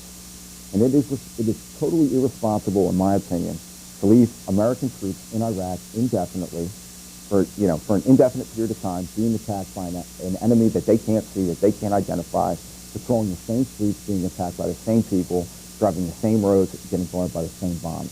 Thank you. Rogersville, Tennessee. Good morning. And caller, if you would, go ahead and mute your television because we're getting a bit of an echo. Yes, sir, I muted it. Let me get this feller that you have, I don't know what his MOS was in the military. Infantry. I was an infantryman and alert in Vietnam, 2 tours.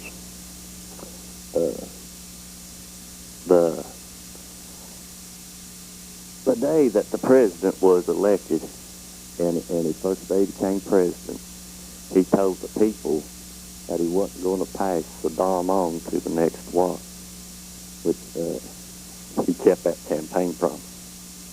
In November, you talked about the election. Everybody that ran on securing our southern borders and taking care of illegal immigrants. None of them ran on stopping the war. And I believe truly that when Baghdad is secure, that we will be able to leave. If we leave before that, I believe we shouldn't have gone to war. Hindsight. We started something there, and if we leave, there's going to be a lot of mass murder. And as an American patriot, and saw what happened in Vietnam and Cambodia, I can't allow that. I don't want that, and I don't want those people to be mass murdered. And I truly believe that if we leave, that'll happen. Sir, thank you very much for your service in Vietnam. I was also an infantry soldier myself. Obviously I've served, in Iraq. You said that the president, has boldly stated that he's not going to pass on, the torch to the next president. President George W. Bush has over and over again said that, this conflict will go on into the next presidency. You said this is a situation we started. We didn't start this situation. We as the American people didn't. It was the Bush administration that started this. When we leave Iraq, there may very well be mass killings and mass murders. Okay, but if we leave 10 years from now or if we leave 10 months from now, the inevitable is going to happen. And it is unfair to our troops to keep them there, to occupy this country for a military strategy and mission that they've long since completed. And I just would like to say, I don't really believe that I heard President Bush in Fort Irwin yesterday say that he understands the anxiety that military families go through. He understands the strain and that's going on the troops and their families. No, he doesn't. He knows nothing about that. Okay? During Vietnam, he was an able-bodied male. He could have went. Instead, he chose to go to a non-deployable Air National Guard unit where he was guaranteed not to see combat. And our vice president, as hawkish as he is, and as tough as he tries to act around Washington, D.C., received an incredible 5 military deferments. 5. That's above and beyond the call of draft dodging, and it's unacceptable. Crockett, California, for our guest on John Bruhns. Good morning. Good morning. I've got a couple of questions. First, I'd like to just say in response to previous callers who think that the media is against war. That is just totally absurd. Most reporters love war. They cheered this war on for the first couple of years. They helped the administration sell the war by not asking critical questions like, for instance, why would weapons of mass destruction be a threat even if they were there? They had them during the first Gulf War and never used them. It's only after 4 years that finally, as public opinion goes against the war, that the news media finally asking some critical questions. But I have a couple of questions for soldier there, ex-soldier. I served in Vietnam myself. 2 questions. One, we've seen evidence of widespread disregard for basic civil rights, even before Abu Ghraib. We saw on television cameras and television lights people being dragged out of their homes in the middle of the night, guns trained on people's wives and children, as if the Iraqis were not even people. This is very similar to what I saw in Vietnam. So it seems like there is just a basic disregard for human rights, which was clearly tolerated by the command structure. Question 1. And question 2 is, in response to criticism recently, we're being told that there is a successful program that the U.S. military is carrying out by arming tribal and clan groups in the western part of Iraq, where supposedly Al-Qaeda operatives have been active. But it seems to me that what they are doing in doing that are creating well-armed tribal militias, which, for one thing, will very likely be trained as weapons eventually on the United States or on the central government that our government is trying to say is the legitimate democratic government. It seems like that is laying the groundwork for even further chaos. Okay, caller. I got to leave it there. Thanks. Well, sir, you're a Vietnam veteran. Thank you very much for your service, and I appreciate your comments. I'll get into something very briefly. What we do in Iraq is called cordon and searches. Let's just say that an IED goes off in a sector, and then a week later an IED goes off in a sector. A battalion commander, reasonably, it's reasonable for him to believe that there's a high level of violence, a violent activity that goes on in the area. So he says, he'll basically give an order, and he'll say, let's quarantine this area. We'll go in, and we'll go house to house, and we'll search for anti-U.S. propaganda, weapons, any evidence at all that would lead to an insurgency. So what you do is you quarantine the area, you send the infantry in, you send the scouts in, you send, your military police in, and you go door to door, and you go into an Iraqi's house, and when you get inside, it's an unfortunate situation because you have to, wake the man of the house up, you have to get him out of bed, you have to take his family, isolate them into a different room. You have to open up the closets, take everything out, dump the drawers, flip the mattress. I mean, you name it. You turn his house upside down. That causes a lot of resentment from the Iraqi people towards the U.S. military. Next thing you know, 3 days later, 10 roadside bombs goes off, and nobody can understand why. But I'm not blaming the U.S. military whatsoever for insurgent attacks. I do not condone it. I believe that anybody who attacks U.S. soldiers is, that the U.S. soldiers are fully authorized to fight back with their lives to protect themselves. And one more thing I'd like to talk about. You talked about arming clan groups. I can't speak with authority on that subject, but I can talk briefly about training the Iraqi military. I trained the Iraqi military in the Green Zone in January of 2004. When I did that, their training was 1 week long.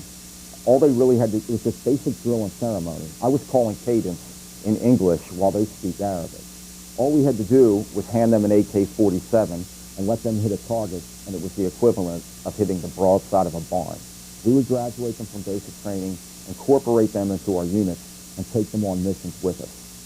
When they would show up to get information to go on these raids and missions with us. Prior to them arriving, we would never let them know where we were going because we did not trust them.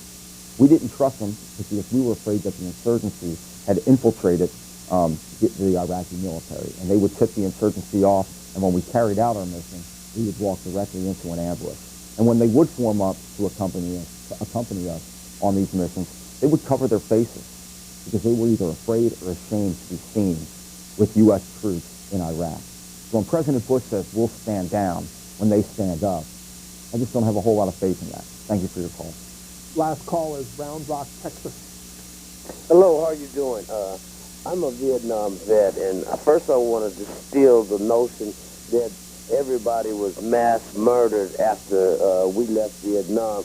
Yes, for a while it was unstable, but right now we're having diplomatic and we're having relationships with Vietnam, and it hasn't gone out of the ground, and everybody's killed, not dead. The same arguments we're hearing about the end of the war in Vietnam are the same arguments we're hearing now.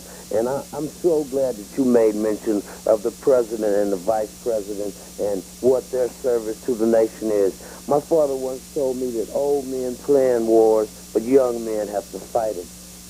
When we put up the Vietnam Memorial Wall, this country promised that we would never occupy another nation that didn't want us there, and that was a lie that they promised, and I hope we get out of there. And I say what you're doing now takes a lot of guts, because most of the people that's listening to you gonna think that you're a turncoat, but most of the people listening to you been at home the whole time you've been over there fighting, and I really respect you, and I'll walk alongside you anytime as a veteran, and I appreciate what you've done. Oh, thanks.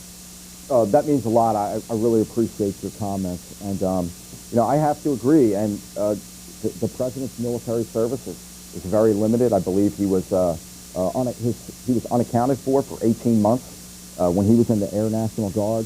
The vice president, like I said, went above and beyond the call of draft dodging, 5 military deferments, an incredible 5 military deferments. And then take a look at the rest of the neocons, Paul Wolfowitz, Richard Pearl, Bill Crystal, all these, hawkish, tough guys. Hey, we got to be strong. We got to fight them over there. We got to fight. But these guys don't know anything about fighting.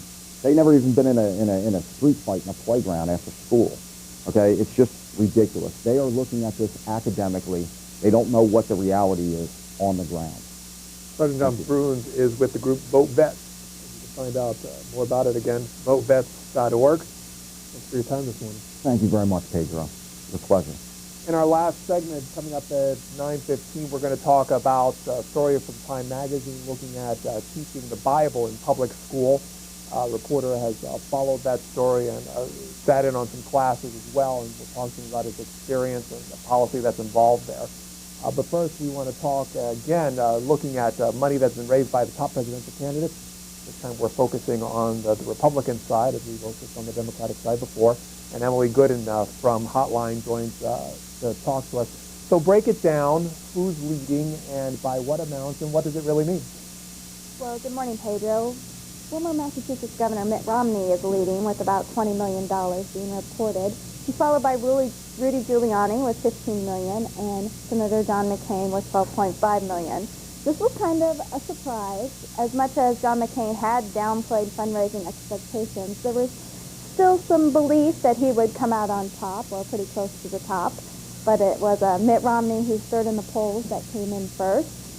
Romney has gone on a media tour, kind of celebrating his success. And interesting, during those interviews, he hasn't ruled out using his own money. He's a self-made millionaire, he's got plenty in the bank, and when asked if he would self-finance, he said he doesn't want to use that option, but he didn't rule out not doing it. Governor Romney raised. Talk about how many people were involved in helping that figure to come about, and were there large donations or was it several small ones? We actually haven't gotten too many details. The final reports don't come out till April 15th, and that's a good question because that's something we're going to want to look at is, did these donors give the maximum they can give, or are they people he can go back to and say, hey, can you give me a little more this quarter? Why did, what are some other reasons that Senator McCain received $12.5 million? You talked a little bit about it, but was it that he didn't have time to to hold enough events? Was it the fact that, people weren't donating as fast as they thought it could? What's attributing to that? Well, Senator McCain is known for not liking to fundraise, and this is actually, in a normal year, as many pundits have put it, this would be a really good take for him, but this isn't a normal year. The McCain campaign is going to revamp their fundraising. Bill Graham, the former Texas senator who ran for president, is going to come in and kind of take over the reins and take control of the fundraising operation. Interesting enough, in the 2000 presidential race, Bill Graham was the top fundraiser in the first quarter, although ironically he dropped out before the New Hampshire primary. As far as Rudy Giuliani is concerned, where does money come from? And as far as we know, it's another cross range of donors. Like I said before, the exact numbers haven't come out. They don't come out till April 15th, so we're still not sure whether or not these are small donors, large donors, Hollywood money. We haven't seen the exact breakdowns, and that's definitely something that everyone's going to be interested in. These figures that were raised, how do they compare to 4 years ago? Definitely much more, much higher, but this is an entirely different campaign. It's open on both sides. We don't have an incumbent president. We don't even have a vice president running against an incumbent. So we're in brand new territory here, and these numbers are unlike anything we've ever seen. It was pointed out that Howard Dean raised $50 million to run for president in 2000, and that's how much Hillary Clinton and Barack Obama earned together just this first quarter. As far as Mr. Romney, Mr. Giuliani, Mr. Kaine, this money all came from direct contributions. It wasn't money they brought in from themselves, whether it came from other accounts or personal money. Romney did start off his campaign with about a $2 million loan, but that $20 million is straight from donations. We weren't counting the $2 million in that. When will the final results and breakdowns be out? April 15th, tax day. Emily Goodin is with the Hotline, and thanks for talking to us about this. Thanks. We continue, or at least what we want to do until 9:15 is get your thoughts on Campaign 2008, specifically when it comes to the topic of fundraising. We talked about how much money the Democrats have raised and how much the top Republicans have raised, but we want to get your input into the fundraising process of the presidential campaign. 202-737-0001 for Republicans, 202-737-0002 for Democrats, and 202-628-0205 for independents. Again, your thoughts on fundraising when it comes to presidential politics. It's one of the topics of the editorial today in the Washington Post.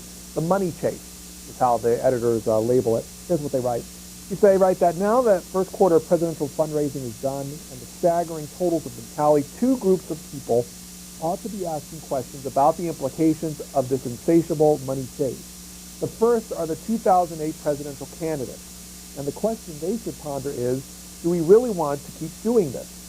Any credible candidate must devote an inordinate amount of effort to raising money to fuel a primary campaign, but there is some hope that this fundraising mandate could be put aside for the general election portion of the campaign if both major party nominees agree to forswear private funds for the general election and make do with the $85 million in public money that would be available to each. The others who should be asking questions about this broken process are voters themselves. The first query should be addressed to the 2008 candidates who haven't yet pledged to take public funds if possible. Why not? In addition, they should ask of candidates who profess to believe in the public financing system, why not do what you can to salvage at least part of it? But a more important question is whether it's possible to fix this mess. Not this time around, but time for 2012. That would require major changes in the system, including coming up with spending limits for the primaries that are more realistic than the current obsolete amounts, and increasing the amount of public money available. The alternative is a system in which candidates without the ability to raise enormous sums never get a chance to have their messages heard, in which candidates are increasingly beholden to well-connected financiers, in which the quest for cash crowds out campaigning. In short, it is the current system, unpleasant for candidates and unhealthy for democracy. Again, that's the thoughts of the editors this morning of the Washington Post when it comes to fundraising for the presidential campaign. That will be our topic until 9:15. If you want to weigh in with your thoughts as well. Gatesville, Georgia, you are first up. Yes, I just wanted to say that I don't, if raising money for campaigns is such a big deal, then I don't think debates or any kind of special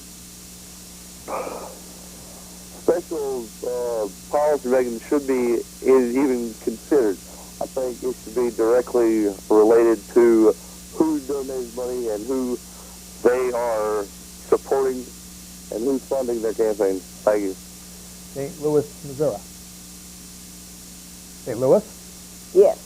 Yeah, this is, this is about the money. The fundraise all the money they get into, because most of these are cooperation, people from corporations and things like that, and so it's not really from the people. And if the people could, donate so much money to them, then it'll be much better. But so far, who is running, I would vote for any of them on either side, because when they get in there, they're not doing anything for us. And it's one little thing I'd like to add, if you don't mind it. The Republicans talk about that we haven't had terrorists. We have had terrorists. We had Amtrak. With the borders, it's not, not secure. Then we got pets over here. They put pet food over here. They have got all kind of things to killing dogs and cats. And they said they love their pets, but they said they haven't had terrorists. Our dog and our cat is your family, and you should love them also. So that's all I have to say. Eureka Springs, Arkansas. Yes. I'll be honest with you, when I hear about somebody raising a lot of money, it doesn't impress me. It goes the other way. I wonder, okay, who did they sell out to get the money? And I used to work for a congressman. I won't mention the name, but when I did house sitting for him, and when he'd come back from Washington, D.C., it was sad to hear how things really went as far as money, buying access to politicians and buying what they do, basically, and even paying them later on as consultants and lobbyists. He said the smart politicians don't take money during their office, but afterwards they're a little deal. So what changes to the system do you think need to be made? I am one of those that when they have the little box on the income tax things, do you want $1 to go to your presidential campaign? I never would exit. I'd say, why should I give money to these people? Now, I am for public funding of elections. I think that especially a lot of ads take up the money, and I know from working in radio and broadcasting that they have to do a certain number of public service announcements. I say put those ads under public service announcements. Have each politician have a certain number of ads that they can run. And this system that we have now, no. We need to get the money out of it, because we really do have the best government money can buy, and that's what it's boiled down to. Thanks for your call this morning. We will continue on this topic until about 9:15. Some other stories. So this is the Washington Post looking at the Attorney General, Alberto Gonzales. The headline says that Gonzales prepares to fight for his job in testimony. The reporters write that Ed Gillespie, a former Republican National Committee chairman, and Timothy Flanagan, who worked for Gonzales at the White House, have met with the Attorney General to plot strategy. The department has scheduled 3 days of rigorous mock testimony sessions next week, and Gonzales has placed phone calls to more than a dozen GOP lawmakers seeking support, according to officials. Gonzales is seeking to convince skeptical lawmakers that he can be trusted to command the Justice Department after the prosecutor firing, which initially he described as an overblown personal matter. There is a follow-up story to this in the Baltimore Sun this morning, courtesy of the Associated Press. The headline, Justice Aide refuses to meet House panel on attorney firings. The author writes that a senior Justice Department aide refused yesterday to submit to a private interview with a House committee investigating the firing of 8 attorneys. Lawyers for Monica Goodling, who had said she would assert her Fifth Amendment right against self-incrimination to avoid appearing at congressional hearings, told the House Judiciary Committee she would neither testify publicly nor submit to private questioning about the firing. Back to your thoughts on campaign financing. Chicago. Good morning, Pedro. The previous caller has to be kidding. The guy was what? A house sitter?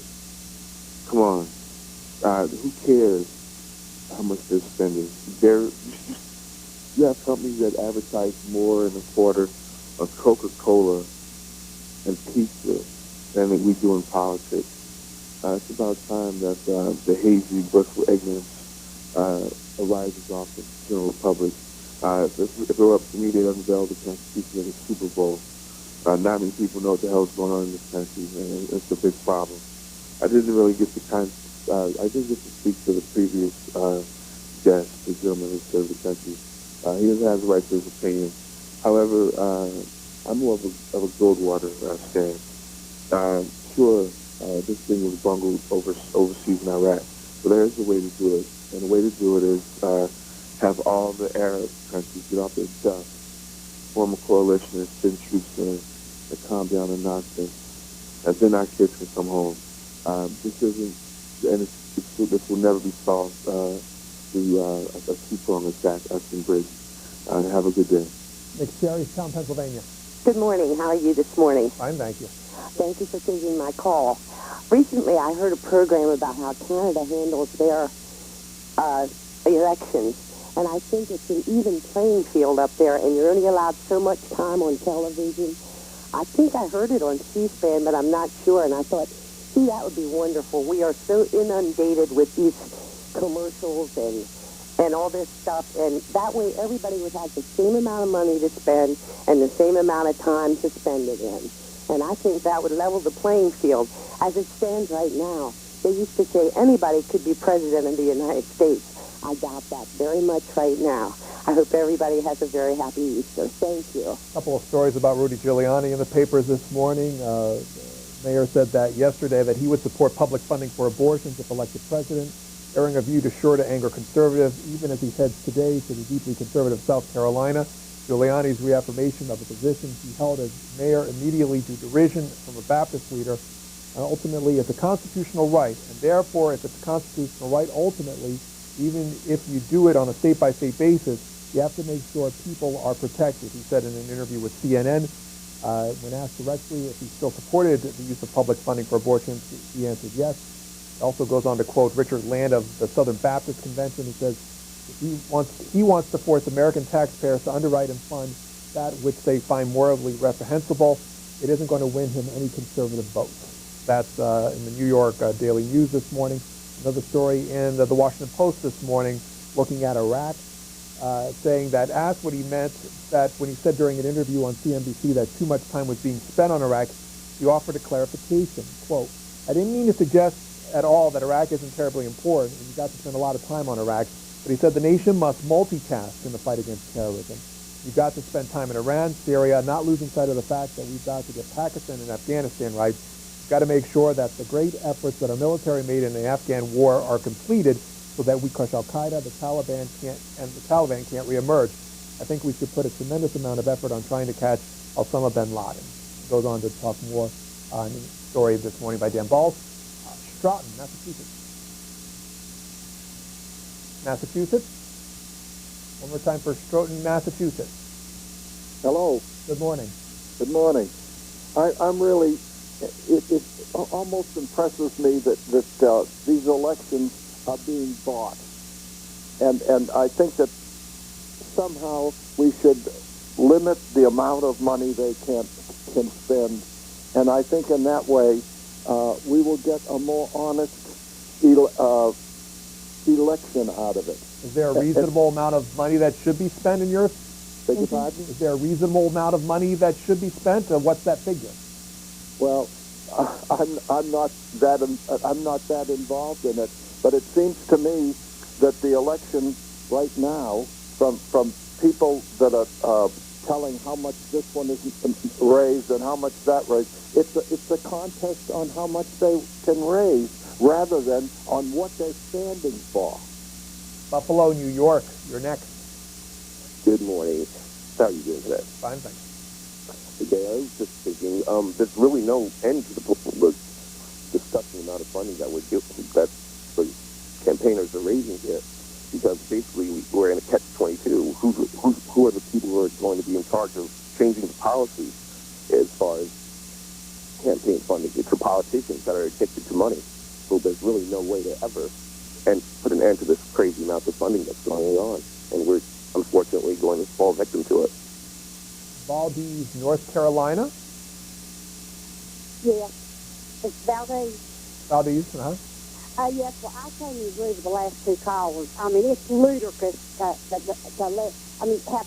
it's like you have to have money to be elected into the White House. That is the most ludicrous thing I've ever heard of.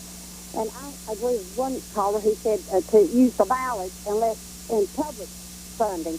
Because, I mean, who are you going to get in there? Rich or least, that too. And they don't even know how the middleman lives anyway.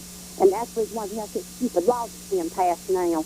And I agree with the last two callers completely, and I thank you for having me on. USA Today this morning, Ken Dillian writes that in January, as part of their 100 hours agenda, House Democrats passed a measure designed to fix a $10 billion mistake that gave huge royalty breaks to oil companies that drill on federal land.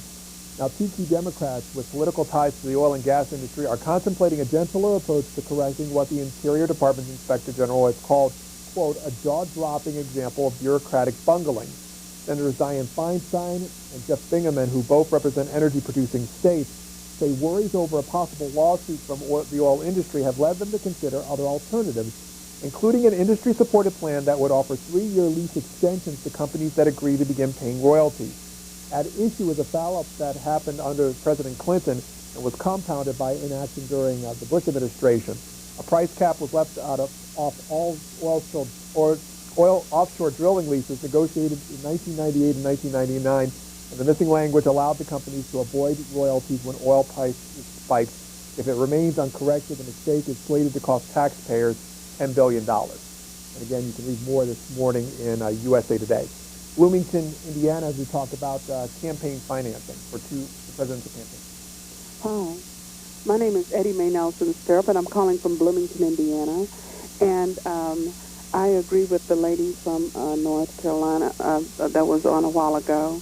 And I really do think that we should put the power of the vote back into the hands of the people and let the people put our elected officials in office instead of the Supreme Court or instead of these corporations. Because once the corporations get control of everything, these people don't the elected officials do not represent the people. They represent the corporations.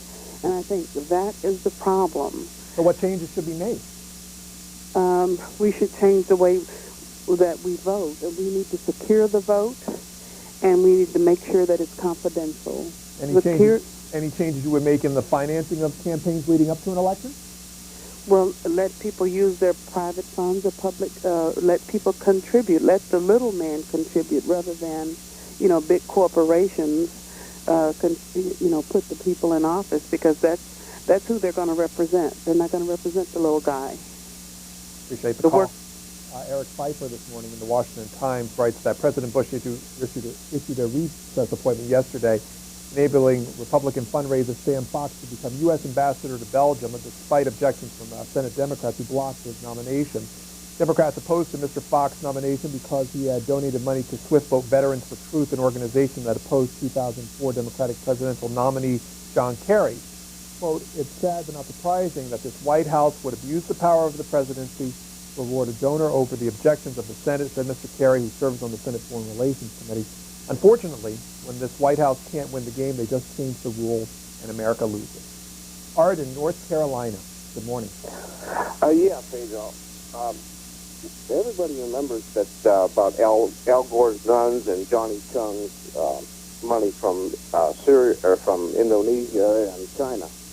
I just wonder how much of that internet money is coming to the Democrats from Syria and Iran to back up their surrender plans. Richmond, Virginia. Hi, my name is Darlene, and I just wanted to make a couple of comments about the fundraiser.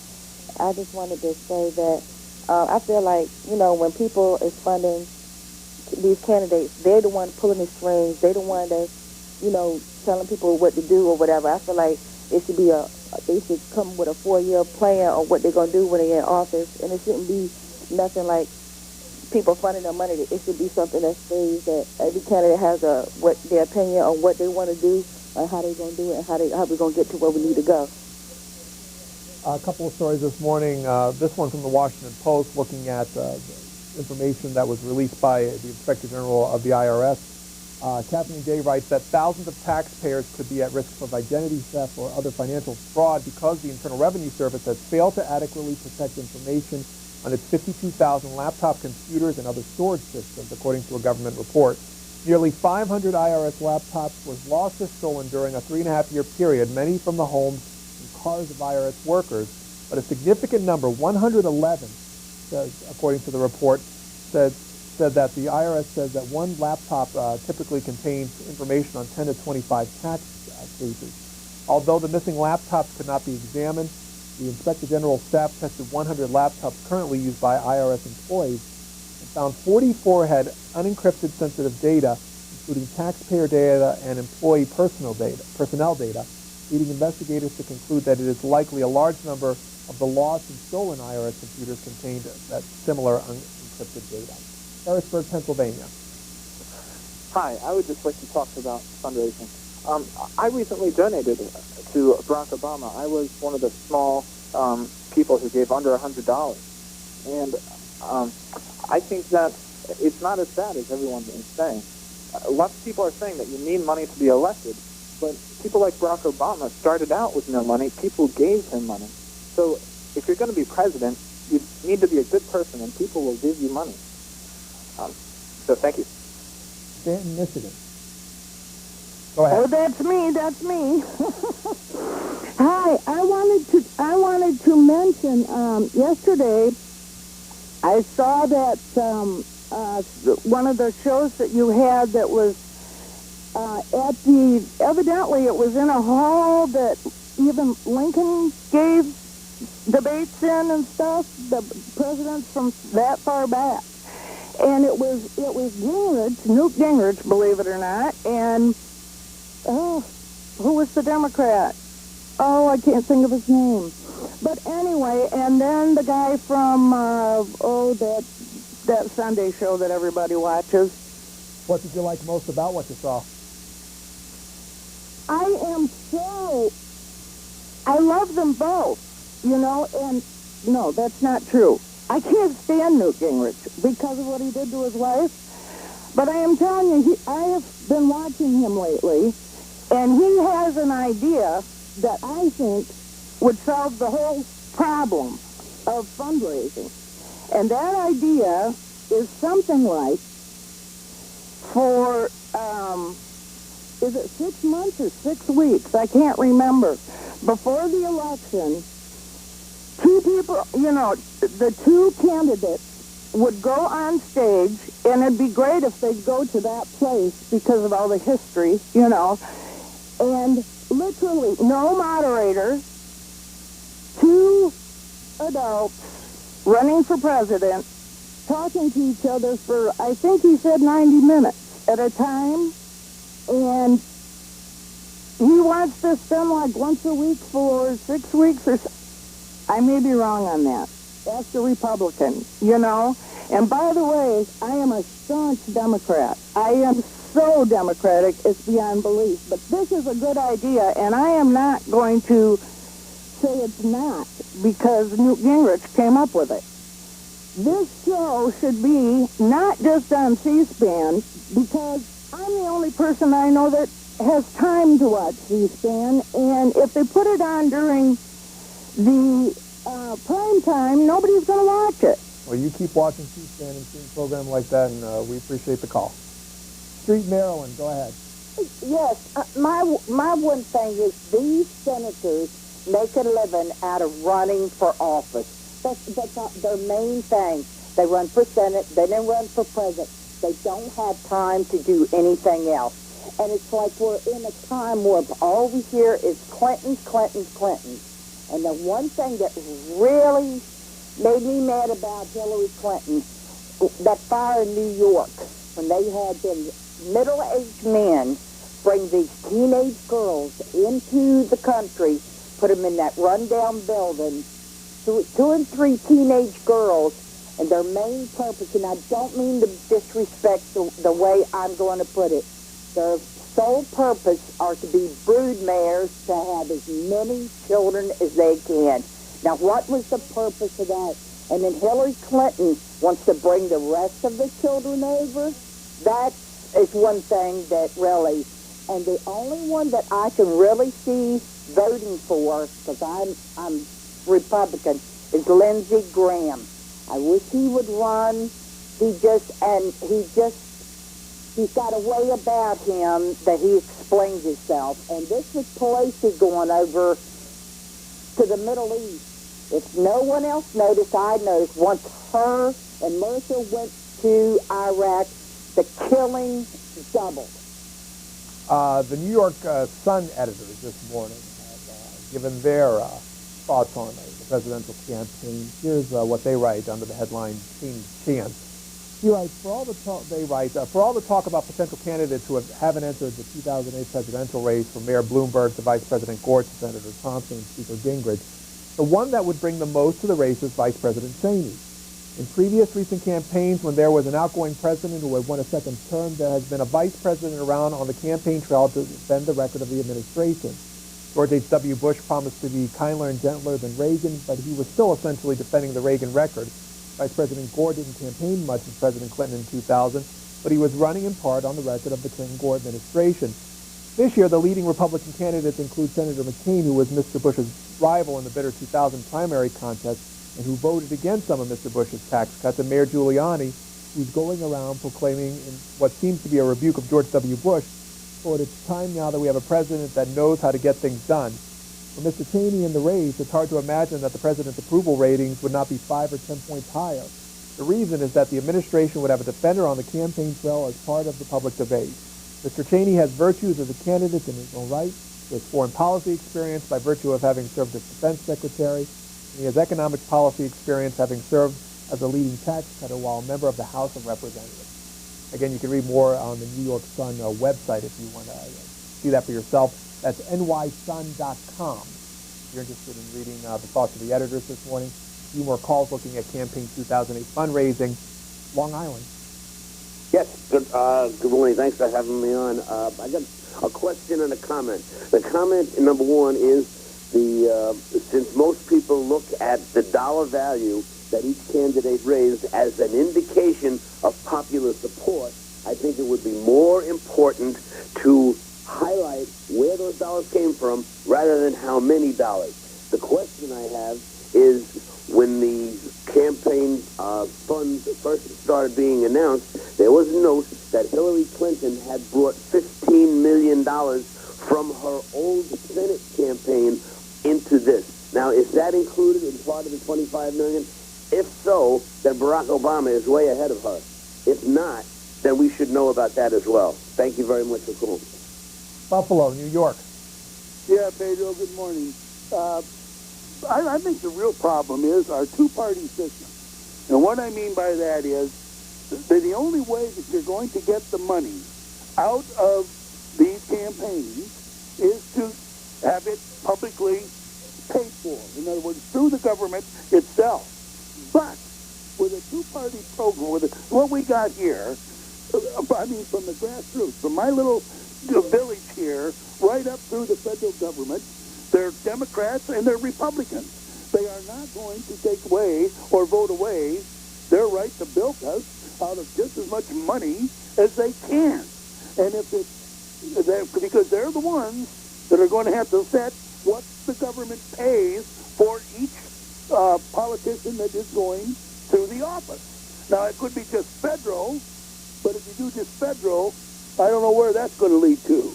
But then anyone, like it used to be, anyone could become the president, because they would get the same money.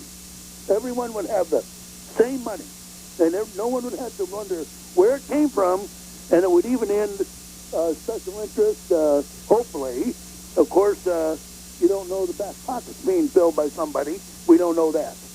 And the last call on this topic, Arlington, Virginia. Hello? Good morning. Hi. I wanted to make a comment about, I had heard that in England, they limit the amount of funds for campaigning to £100 with free television access. And I think it's kind of un-American, but it's always upset me the amount of the total amount of money of campaigning funding for presidential elections. Appreciate the call. Coming up, we're going to spend our time in our last segment looking at a cover story that was on the recent issue of Time magazine. why we should teach the Bible in public school, and it also says underneath, but very, very carefully. You'll notice that David Van Biema wrote that story. He will join us to talk about this topic. We'll come right back.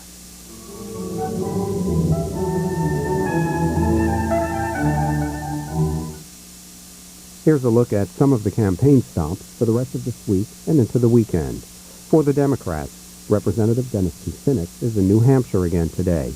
Senator Barack Obama is in Iowa both today and Friday, followed by a trip to Wisconsin on Friday. Governor Bill Richardson is in New Hampshire today, followed by 2 days in New Mexico. He then travels to North Korea on Sunday. In the Republican field, Senator Sam Brownback is in Iowa both today and Friday. He then travels to Kansas for the weekend. Former Mayor Rudy Giuliani is in South Carolina today.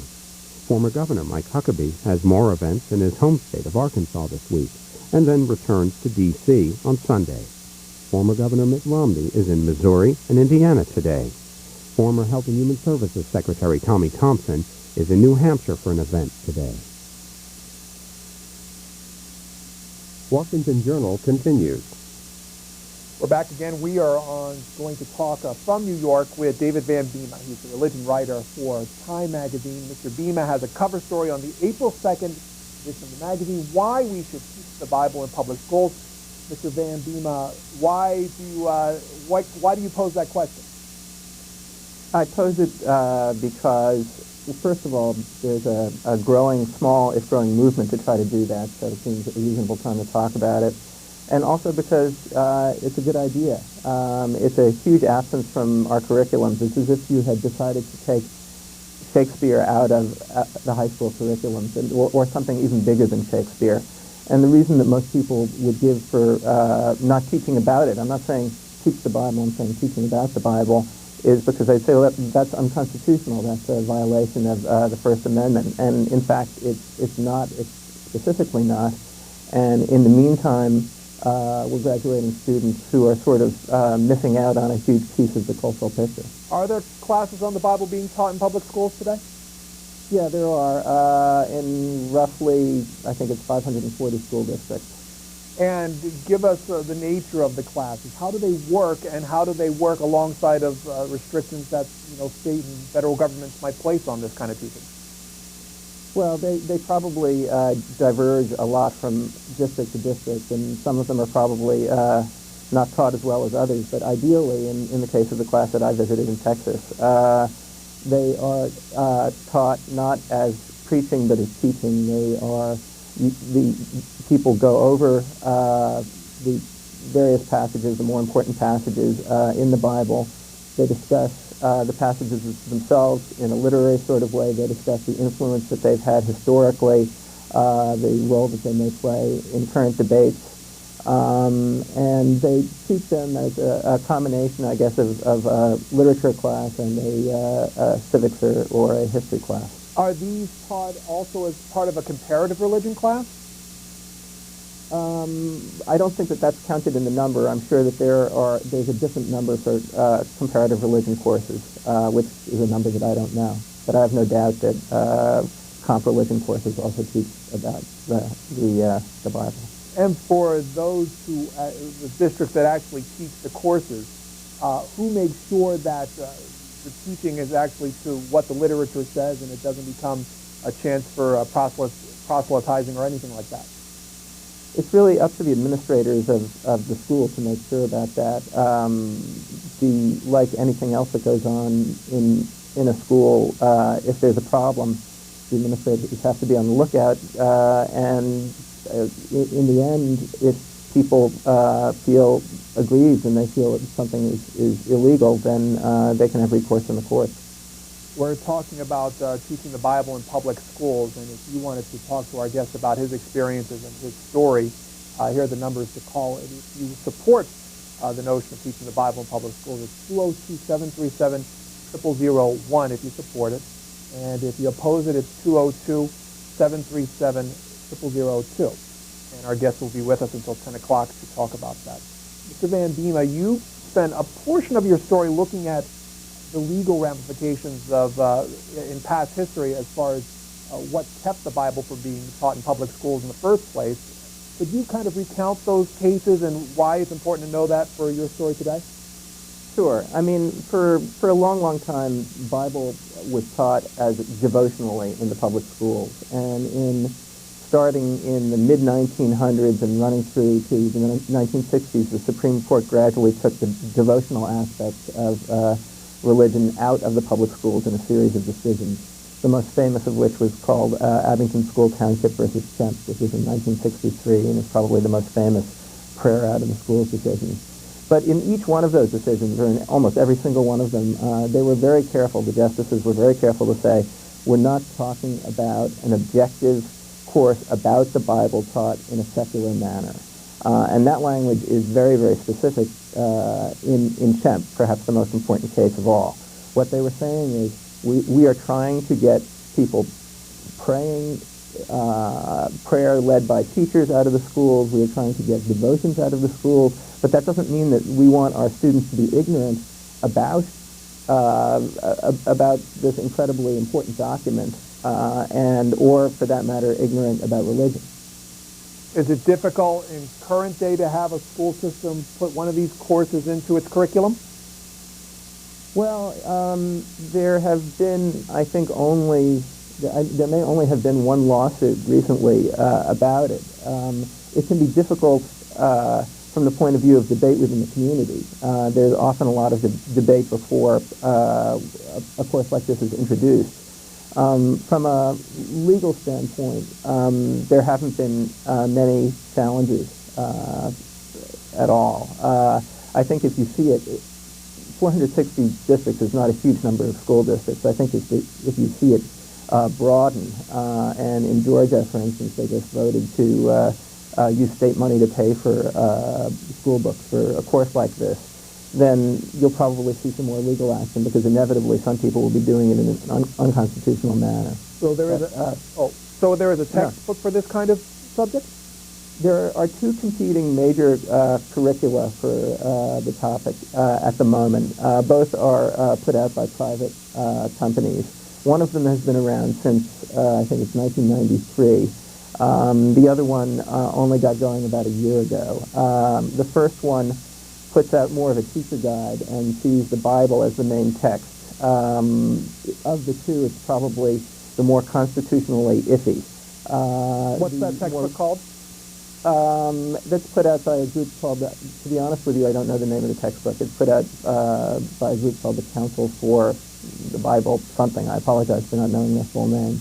The textbook that is constitutionally more defensible is called The Bible and Its Influence, and that has gotten a good deal of press in the last few years, in part because before putting out the textbook, they did a number of polls with university professors and high school teachers asking if they thought it would be a good idea to have a text like this. And the polls were not exactly what you'd call scientific, but you got all these Ivy League professors saying, trying to read history or trying to read literature without a background in the Bible is like, reading with half of the dictionary, trying to read words with half the dictionary pulled out and things like that. And so that textbook has a little bit more heat at the moment. That textbook is published in part by an organization called the Bible Literacy Project. Sheila Weber is the Vice President for Communications for that project and joins us on the phone. Ms. Weber, how did you go about crafting this textbook in order to get it into public schools? Well, we spent 5 years and $2 million developing this really remarkable textbook. And our intention from the outset was to gather a broad base of support. So we had 40 scholars involved with reviewing the textbook, and those are scholars from evangelical, mainline Protestant, Catholic, Orthodox, and Jewish backgrounds. And our goal was to present the content, the characters, the narratives from Genesis all the way to the book of Revelation. But also the textbook has beautiful sidebar features on how the Bible has impacted art, literature, music, history, and Western civilization. What demands did school officials make upon you, or at least what guidelines did they give you in the crafting of this book? Well, in 1999, the Bible Literacy Project co-published with the First Amendment Center a set of guidelines, which are a consensus statement, and how to teach the Bible in public schools. And this is very remarkable. It's called the Bible in Public Schools, the First Amendment Guide. And what's remarkable is that it was endorsed by 21 major national organizations, including the National School Boards Association, the National Education Association, and then ranging to the National Association of Evangelicals and the American Jewish Congress. So these guidelines are, in effect, the gold standard on interpreting, what the courts have said, and also looking at with First Amendment scholars on how this can be offered as an academic, non-devotional course. And specifically, those goals lay out what you can and can't do with this textbook? That's correct, yes. This guidelines, the book itself does lay out very specifically some of the recommendations, one of which is teacher training, and we offer the only university-based teacher training program in the country. It's online through Concordia University in Portland. We brought in Bible scholars and literature scholars eminent in their fields from all around the country for that online course, and we have an expensive 4-week course and then a 15-week long course for graduate or continuing education credit. What does the school say you can't do with this book? You cannot promote nor disparage beliefs. So our goal is to make sure that students know the characters, the narrative, and the content. They do use the Bible alongside the student textbook, and they can bring the Bible that their family prefers. There's a great loyalty to translations. But the value of having 2 books in the course, one, the primary source text is the Bible, and then the secondary as the Bible and its influence, the value of that textbook is that it keeps teachers from veering away from those court-defined standards, and it allows everyone, school administrators, parents, students, everyone to see how the content is being presented. How many school systems use this literature? Well, this is our very first year that anyone really had access to this course. So this year we are in 83 school districts and in 30 states. And we're quite pleased with that, but there's a huge growing, we're seeing that there's going to be a big growth next fall because of certainly of David Van Biema's excellent reporting and giving some national attention to this, but also this has just been something that educators are realizing is really a void in American public education. The Bible Literacy Project, how is that funded?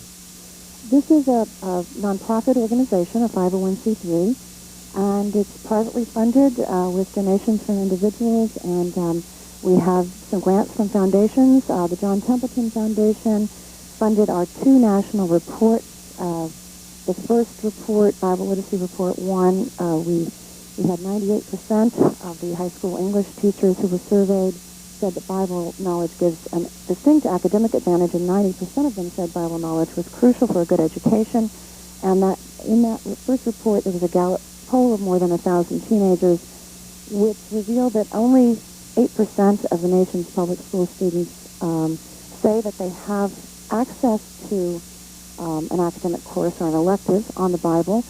We would like to see that 8% get all the way up to 80%. We believe that schools should be making this available. It is an elective. Certainly families that don't have an interest don't have to take it. The second report was university professors, and 100% of them, which included Harvard, Princeton, Yale, Stanford, and the like, 100% of those university professors said that students need to know about the Bible in order to have good education. Sheila Weber is with the Bible Literacy Project, BibleLiteracy.org, if you want to find out more. Thanks for your time. Thank you for having me. David Van Biema, we want to get the calls as soon as possible. Well, what would you add to that? Well, I guess I would add that the question of whether you're able to teach it without disparaging it or endorsing it is the tough question. And even in the Bible and its influence, which I think is a pretty good book and could serve as a model for other books of the same sort, there's you'll find that all of the examples, or almost all of the examples of the use of the Bible in history are positive, and that raises a difficult and interesting question, because clearly the Bible has been used as an excuse for a lot of things that weren't that positive. And I think that any book, the ideal book for a course like this would need to take off the kid gloves a little bit without moving into disparagement. But I think that there could be more reportage, and I think there could be a little bit more even-handedness. David Van Biema is the senior religion writer for Time magazine, and here to talk about his story about teaching the Bible in public schools. The numbers will be on your screen if you want to talk to him. El Dorado, Arkansas, you are first. Good morning. Wow, I'm on C-SPAN. Hi, David. It's very interesting. I'm totally in support of teaching the Bible in school, as long as it's an elective. I'm not real comfortable yet with it being a required course, but certainly as an upper-class elective, absolutely. Just 5 days before your story in Time magazine hit the stands, I wrote a column for our local paper on this very topic and came out in support of it. But I do have a couple of questions or clarifications about your article, if I could ask them. First of all, you said that there were a little over 500 or so schools that are teaching this, I think. Mm-hmm. I was wondering... School districts, okay. I was just curious, were those dispersed throughout the country, or are they kind of mainly located in the South? And are they mostly being taught as elective courses, or are they required? I think that most of them are being taught as elective courses. I can't give you the geographic distribution. When people like Sheila, who was just on, tell you that they're in 30 states with 80 districts, I think that suggests that there's a fairly wide distribution, if not that many districts. I would suspect that there might be more courses like this in the Bible Belt than elsewhere, but I would also suspect that it's being taught in a bunch of states that aren't in the Bible Belt. I know that Sheila's organization has a very enthusiastic participant in New Hampshire. We divided our line support and oppose, by the way, on our opposed line, Huntsville, Alabama. Good morning, gentlemen. Please bear with me. The lady just said something that really popped out in my mind. About this being an elective. Would we tolerate an elective course on bomb making or rape? Just because it's elective doesn't mean that it's acceptable. The first gods were female. Then, by the time the Greeks, we had bisexual gods. And there's no question that the average, well-educated Greek citizen that was responsible believed in those gods just as fervently as any Baptist or Methodist or Catholic believes in the God of today. As time has gone by, we now look at them and we sort of laugh. It is so patently obvious to anyone with an objective thinking mind that God, any God, is a man-made device for the control or ordering of society. It is no more real than it's that there is no such thing. So why in the world do we not teach all of the great literature, if you want to call it that, equally? If you're going to teach the Bible, then you better teach the Koran and the Torah and all of the Far Eastern religions equally. Mr. Van Biema. Well, a few responses. The first is that the Torah, with some changes, is the Old Testament of the Christian Bible, so you're going to get your Torah in any case. And if the course is taught properly, then they're going to tell you that. Beyond that, I would say that the reason, let's just assume for a second that it is, as you say, and that this is a huge fiction.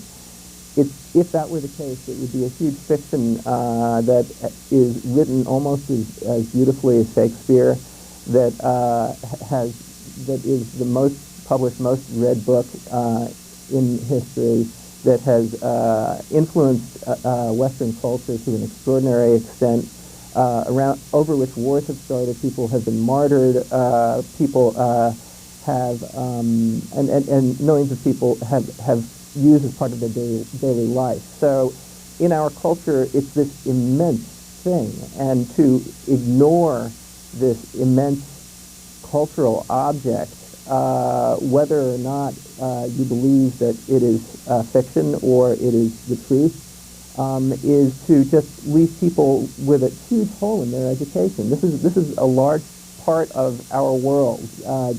You can't ignore it. And with regard to the scriptures of other religions, I've suggested, and there are various people with various ideas about how this should work, that the course should be elective, but if a kid takes the course, then it should be mandatory to take another course of the same length that talks about, that is basically a comp religion course. I don't think that every other faith deserves equal time with the Bible, because I don't think they have that kind of influence on our culture, but I do think that they have influence on our world.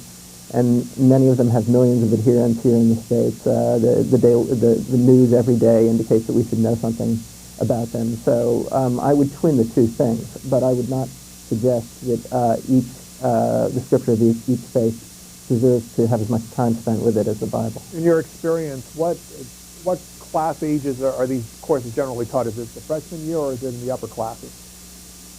I think it tends to be taught more in the upper classes, and that would certainly be my recommendation, that you wait till you have juniors or seniors, or possibly only seniors to take the course, because the younger you get, the harder it is to actually maintain these distinctions in your own head. Holdridge, Holdridge, Nebraska, good morning. Yes, thank you very much. Appreciate you having me on the show. I had a few comments.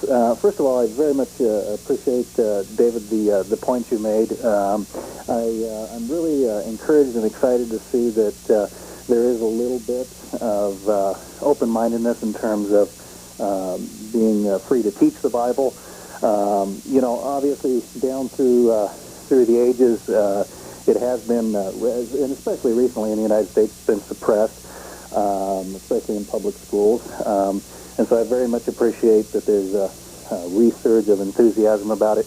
And I do appreciate the idea that, to attempt to teach children in the United States today history without teaching the Bible, I mean, that would essentially be the equivalent of trying to teach history without teaching about the Roman Empire or about the United States or about Europe and attempt to teach it that way. So clearly, I mean, it is, in my opinion, it's impossible to teach history without teaching the Bible because of its huge influences. And the last comment I want to make is that, there has always been a pendulum swing of history throughout the ages, and a pendulum swing in man's thinking. And, it used to be, not so long ago, of course, in the United States, where the country was founded on Christian principles and Christian beliefs, and that very much permeated school and permeated society and permeated laws and everything we did. And of course now we've come to the complete opposite other end of the extreme of the pendulum swing, where it seems like pretty much to a large extent the Bible is completely out of the picture, and we've gone from being a nation that has freedom of religion to being a nation that's free from religion. Caller, thanks. Mr. Van Buren. Well, I mean, I love being complimented. I do have to take issue with a couple of things that you suggested. I am concerned about the notion that of a pendulum swing, because I personally have no interest in going back to the situation in the school systems where the Bible is taught devotionally. I think that the origins of the American system are far more complicated than saying that it's a Christian nation. I don't believe in the notion of dominionism, which is that the best thing possible would be to somehow rule the country according to the Bible. So I'm not interested in that full pendulum swing, and I would also say that I do not think that the Bible has been suppressed in the public schools. I think that what happened was the Supreme Court came down with some decisions that took devotion out of the public schools, and the school administrators, who are naturally averse to lawsuits, took a wide parameter around those decisions and said, we're just going to pull all of this stuff out because we're scared that we might get sued. To be suppressed, there has to be somebody suppressing, and I don't really see that as having happened. I do see an imbalance in terms of secular teaching of it, and that's what I'm in favor of. David Van Biema, do you know that for the teachers who actually teach these courses, do they have religious backgrounds?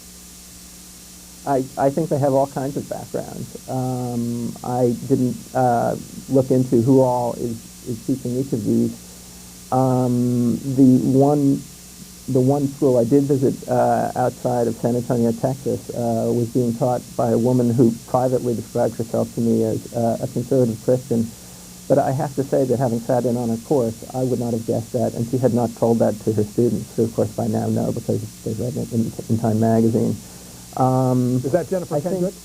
Yeah, that is Jennifer Kendrick. And what did she do right, in your opinion, as far as teaching the course? I think what she does right is that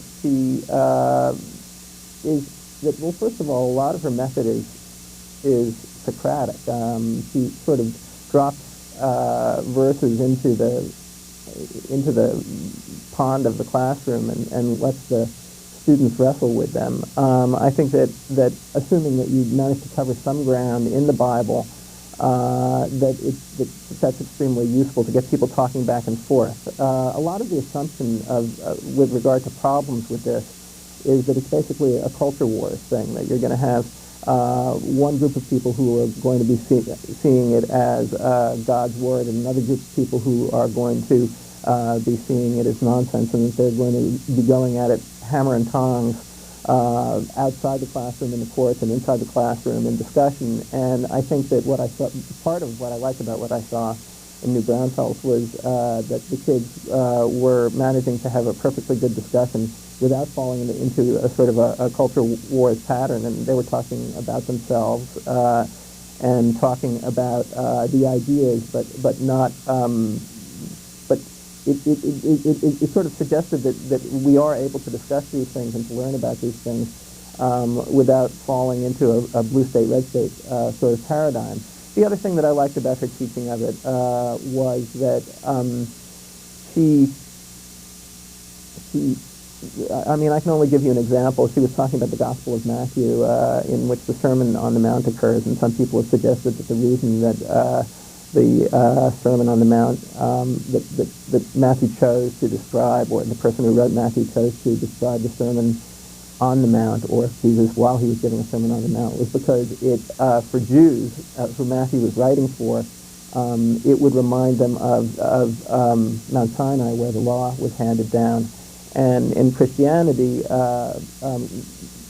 Jesus Christ is regarded as replacing the old Jewish law. And she added the word supposedly, and I thought that supposedly said a tremendous amount. It gave you a sense of what the Bible writer was trying to do, what his argument was, or his apologetic, without saying that this is the way it is. And there were a number of occasions where he was very careful in terms of trying to explain where people were coming from without saying that was necessarily the way that it ought to be understood. David Van Biema writes about religious topics for Time magazine. Middletown, New Jersey. Good morning. Yes, good morning. I think the more important question about the condition of our public school systems now is not the suppression of Bible study, but the suppression of creative and critical thinking. Since the non-funded No Child Left Behind program was put into place, we've been teaching to the test and not teaching how to learn. And as a result, and we have overcrowded classrooms, and what's happened is a dumbing down of our students. The very best aren't being taught to their aptitude, and there aren't enough teachers to teach remedial classes and focus on the students that have to be brought up to the standard. I think a more important question would be to restore the arts and to focus on having children graduate from high school and being able to read for content, which clearly from the test results they haven't been able to achieve, and then later on in higher education, study theology, study philosophy, if that's what their interest is. Mr. Van Biema. Well, I would say that to the extent that that basic classes that don't have to do with math or reading skills are being scanted, then you have to choose between your electives, and you have to make your decisions about what you think is the most important. I do think that that the Bible is important enough to be part of a discussion about, well, what else do we want to do in addition to the stuff for testing. I don't necessarily think that it need take back seat to some of the electives that are taught in the schools today, although my understanding of the plight of the schools and being able to do more creative teaching is similar to yours. I would say that that this class does tickle the creative aspect of both the students and the teachers. So strictly from the point of view of stimulating people, it would fit that bill. St. Mary's, Maryland. Hi, thanks for taking my call. I'm very much for teaching the Bible in schools. I'm not a practicing Christian and I don't go to church, but it's important in terms of literature, culture, history, and everything else. However, I do think it's important to give equal time to a couple of other religions, including Judaism and Islam. I think by studying Islam, we could alleviate some of the fear and speculation about the religion. I think it's important in terms of what's going on for this country and the world, and also Judaism. And by saying that you're going to only study the Bible, I would be afraid that you're making a value judgment in terms of a syllabus and alienating and marginalizing people on the basis of their religion in schools. Mr. Van Biema. Well, again, I have to stress that the Tanakh, the Jewish Bible, is the Old Testament with very few changes. So Judaism should not be scanted as part of one of these courses. On the other thing, I think I'm going to try to stand firm and say that I believe that that rudiments or basic material about Islam and other religions ought to be taught to these same students, but that they could be taught in an omnibus course that did not concentrate on one faith, but tried to introduce the kids to the basics of a number of faiths. It might be that because of current events that Islam seems to be the most urgent one to talk about, and I might expect that somebody teaching a comp religion course would stress it a little bit more. An emailer says that I have no problem with teaching in the public schools the Bible as humanly produced document in the context of its human history, of how its contents were chosen, as long as there are safeguards in place to prevent such programs from being hijacked by the fundamentalist / literalist far-right theocratic Christo-fascists that indoctrinate naive students with a particular understanding of Christianity. As far as the safeguards are concerned, what kind of safeguards are put into place so there is no indoctrination or proselytizing going on? Well, there's two kinds of, there's safeguards and there's safeguards. I mean, one kind of safeguard is that you have a program in place to try to teach the teachers. If you introduce a curriculum of this sort, that you require that they engage in some sort of education of their own, so that they know very clearly at what point they're stepping over the constitutional line.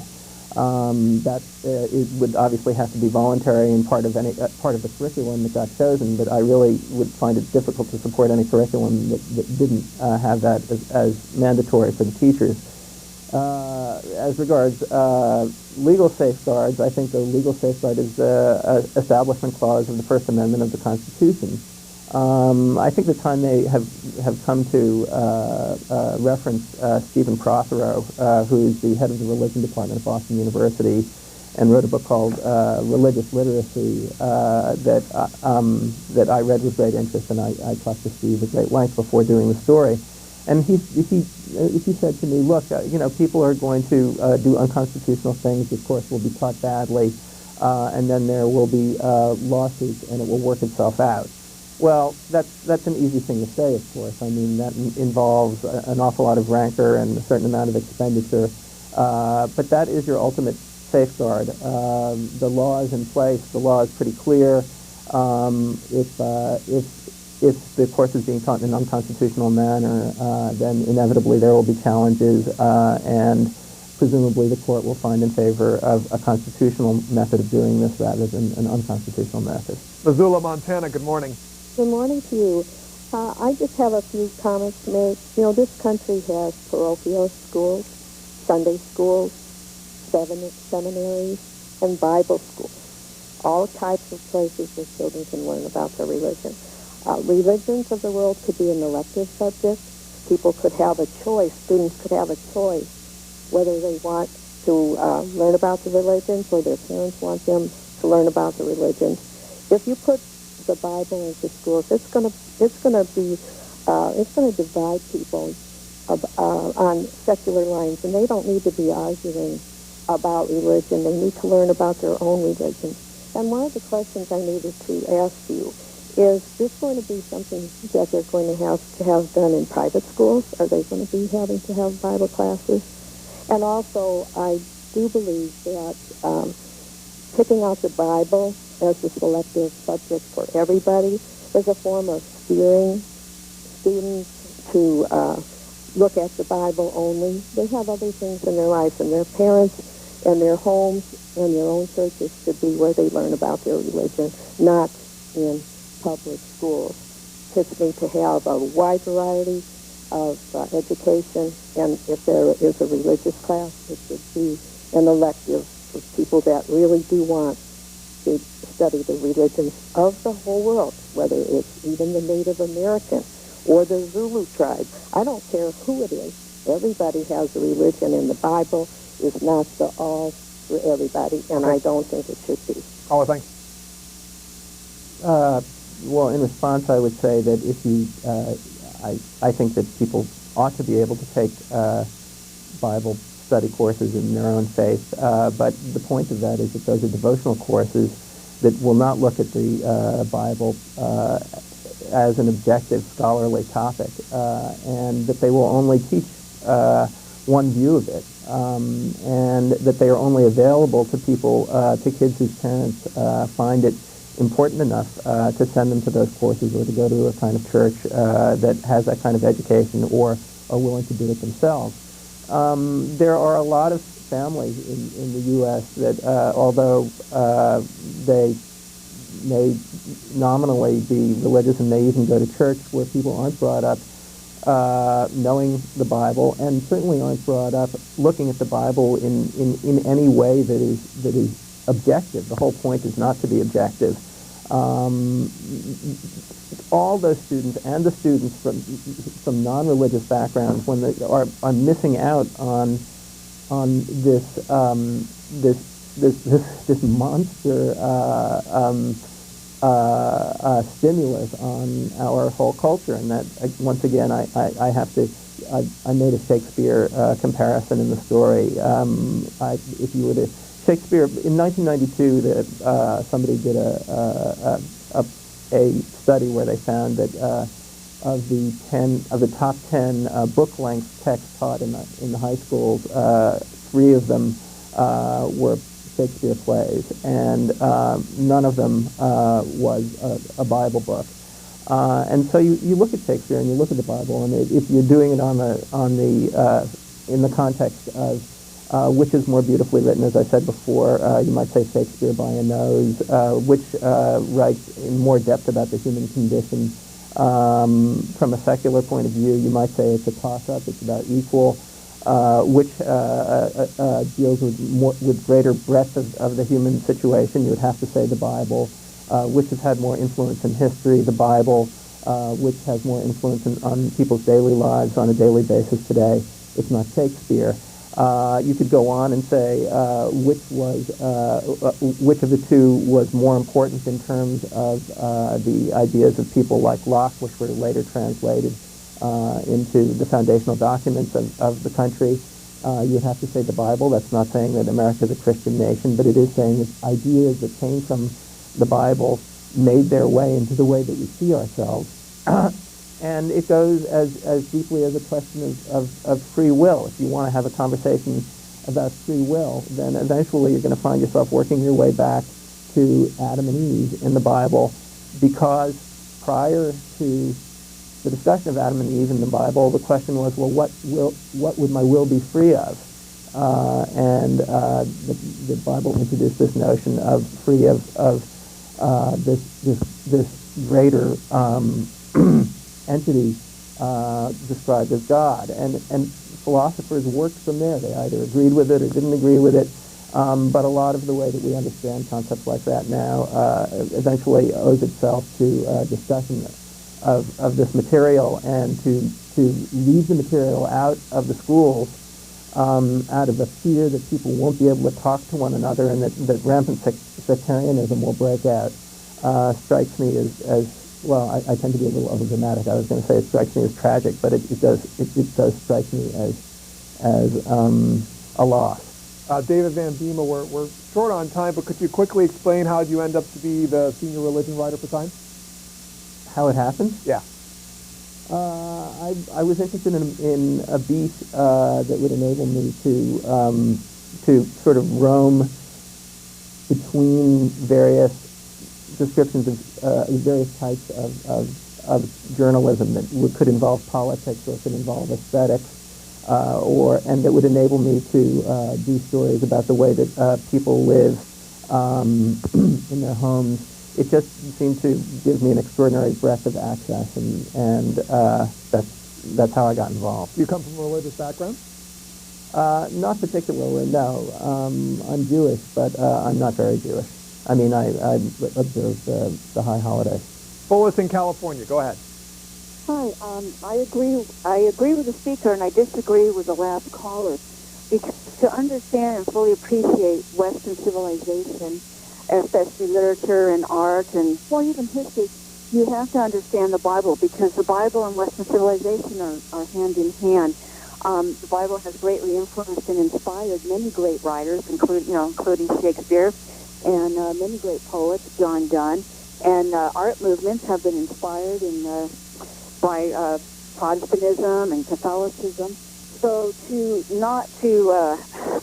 what's frustrating is when you teach these subjects in school and you forbid that commonality, which is the Bible, so you lose understanding and appreciation for it. So I think what's stopping people from wanting to teach the Bible in public schools is they're afraid of fundamentalists hijacking it.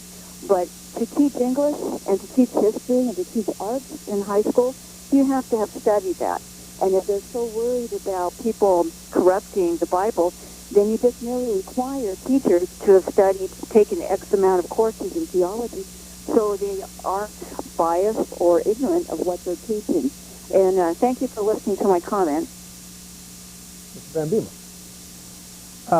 Well, if we're getting short, I mean, one of Prospero's favorite stories, I wanted to get this in before the end, is about a case in Colorado in 1995. It was a rape, kidnap, murder case. It was an egregious crime, and they found the guy guilty, and they also imposed a death sentence. But the death sentence got overturned because the judges found that the members of the jury had been bringing in extraneous and prejudicial material into the jury room, and in this case, it was the Bible, and they were studying a verse from Exodus that talked about an eye for an eye and a tooth for a tooth. If a man should murder, he should be put to death. When that happened, Focus on the Family, which is a big conservative Christian group, complained and said, well, what is the country coming to if Bibles aren't allowed in the jury room?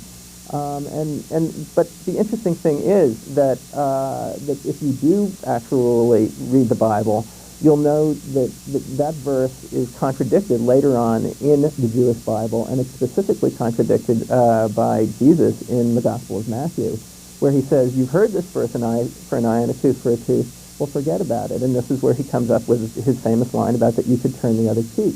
So you have to ask yourself whether there isn't first of all, the people in the jury seem to have been working from a certain amount of ignorance or from an inability to use the Bible in the way that they even wanted to. The guys from Focus on the Family, even if they knew the verse from Matthew, apparently saw no reason to mention that it existed, and it would have contradicted the death sentence. And I'm not aware that there were any anti-death penalty groups or liberal groups that knew enough about the Bible to pick up on that themselves. So you sort of got to, if people knew a little bit more about what they were talking about, they might be able to avoid something like that. And we talk about the Bible all the time. David Van Biema is the author of Why We Should Teach the Bible in Public School, the April 2nd edition of Time Magazine. Thanks for your time this morning. Thanks for having me. We go live to the American Enterprise Institute, where there is a forum being held looking at the recent trade deal with North Korea. Among its participants, Dan Blumenthal, John Bolton, and Nicholas Everstock.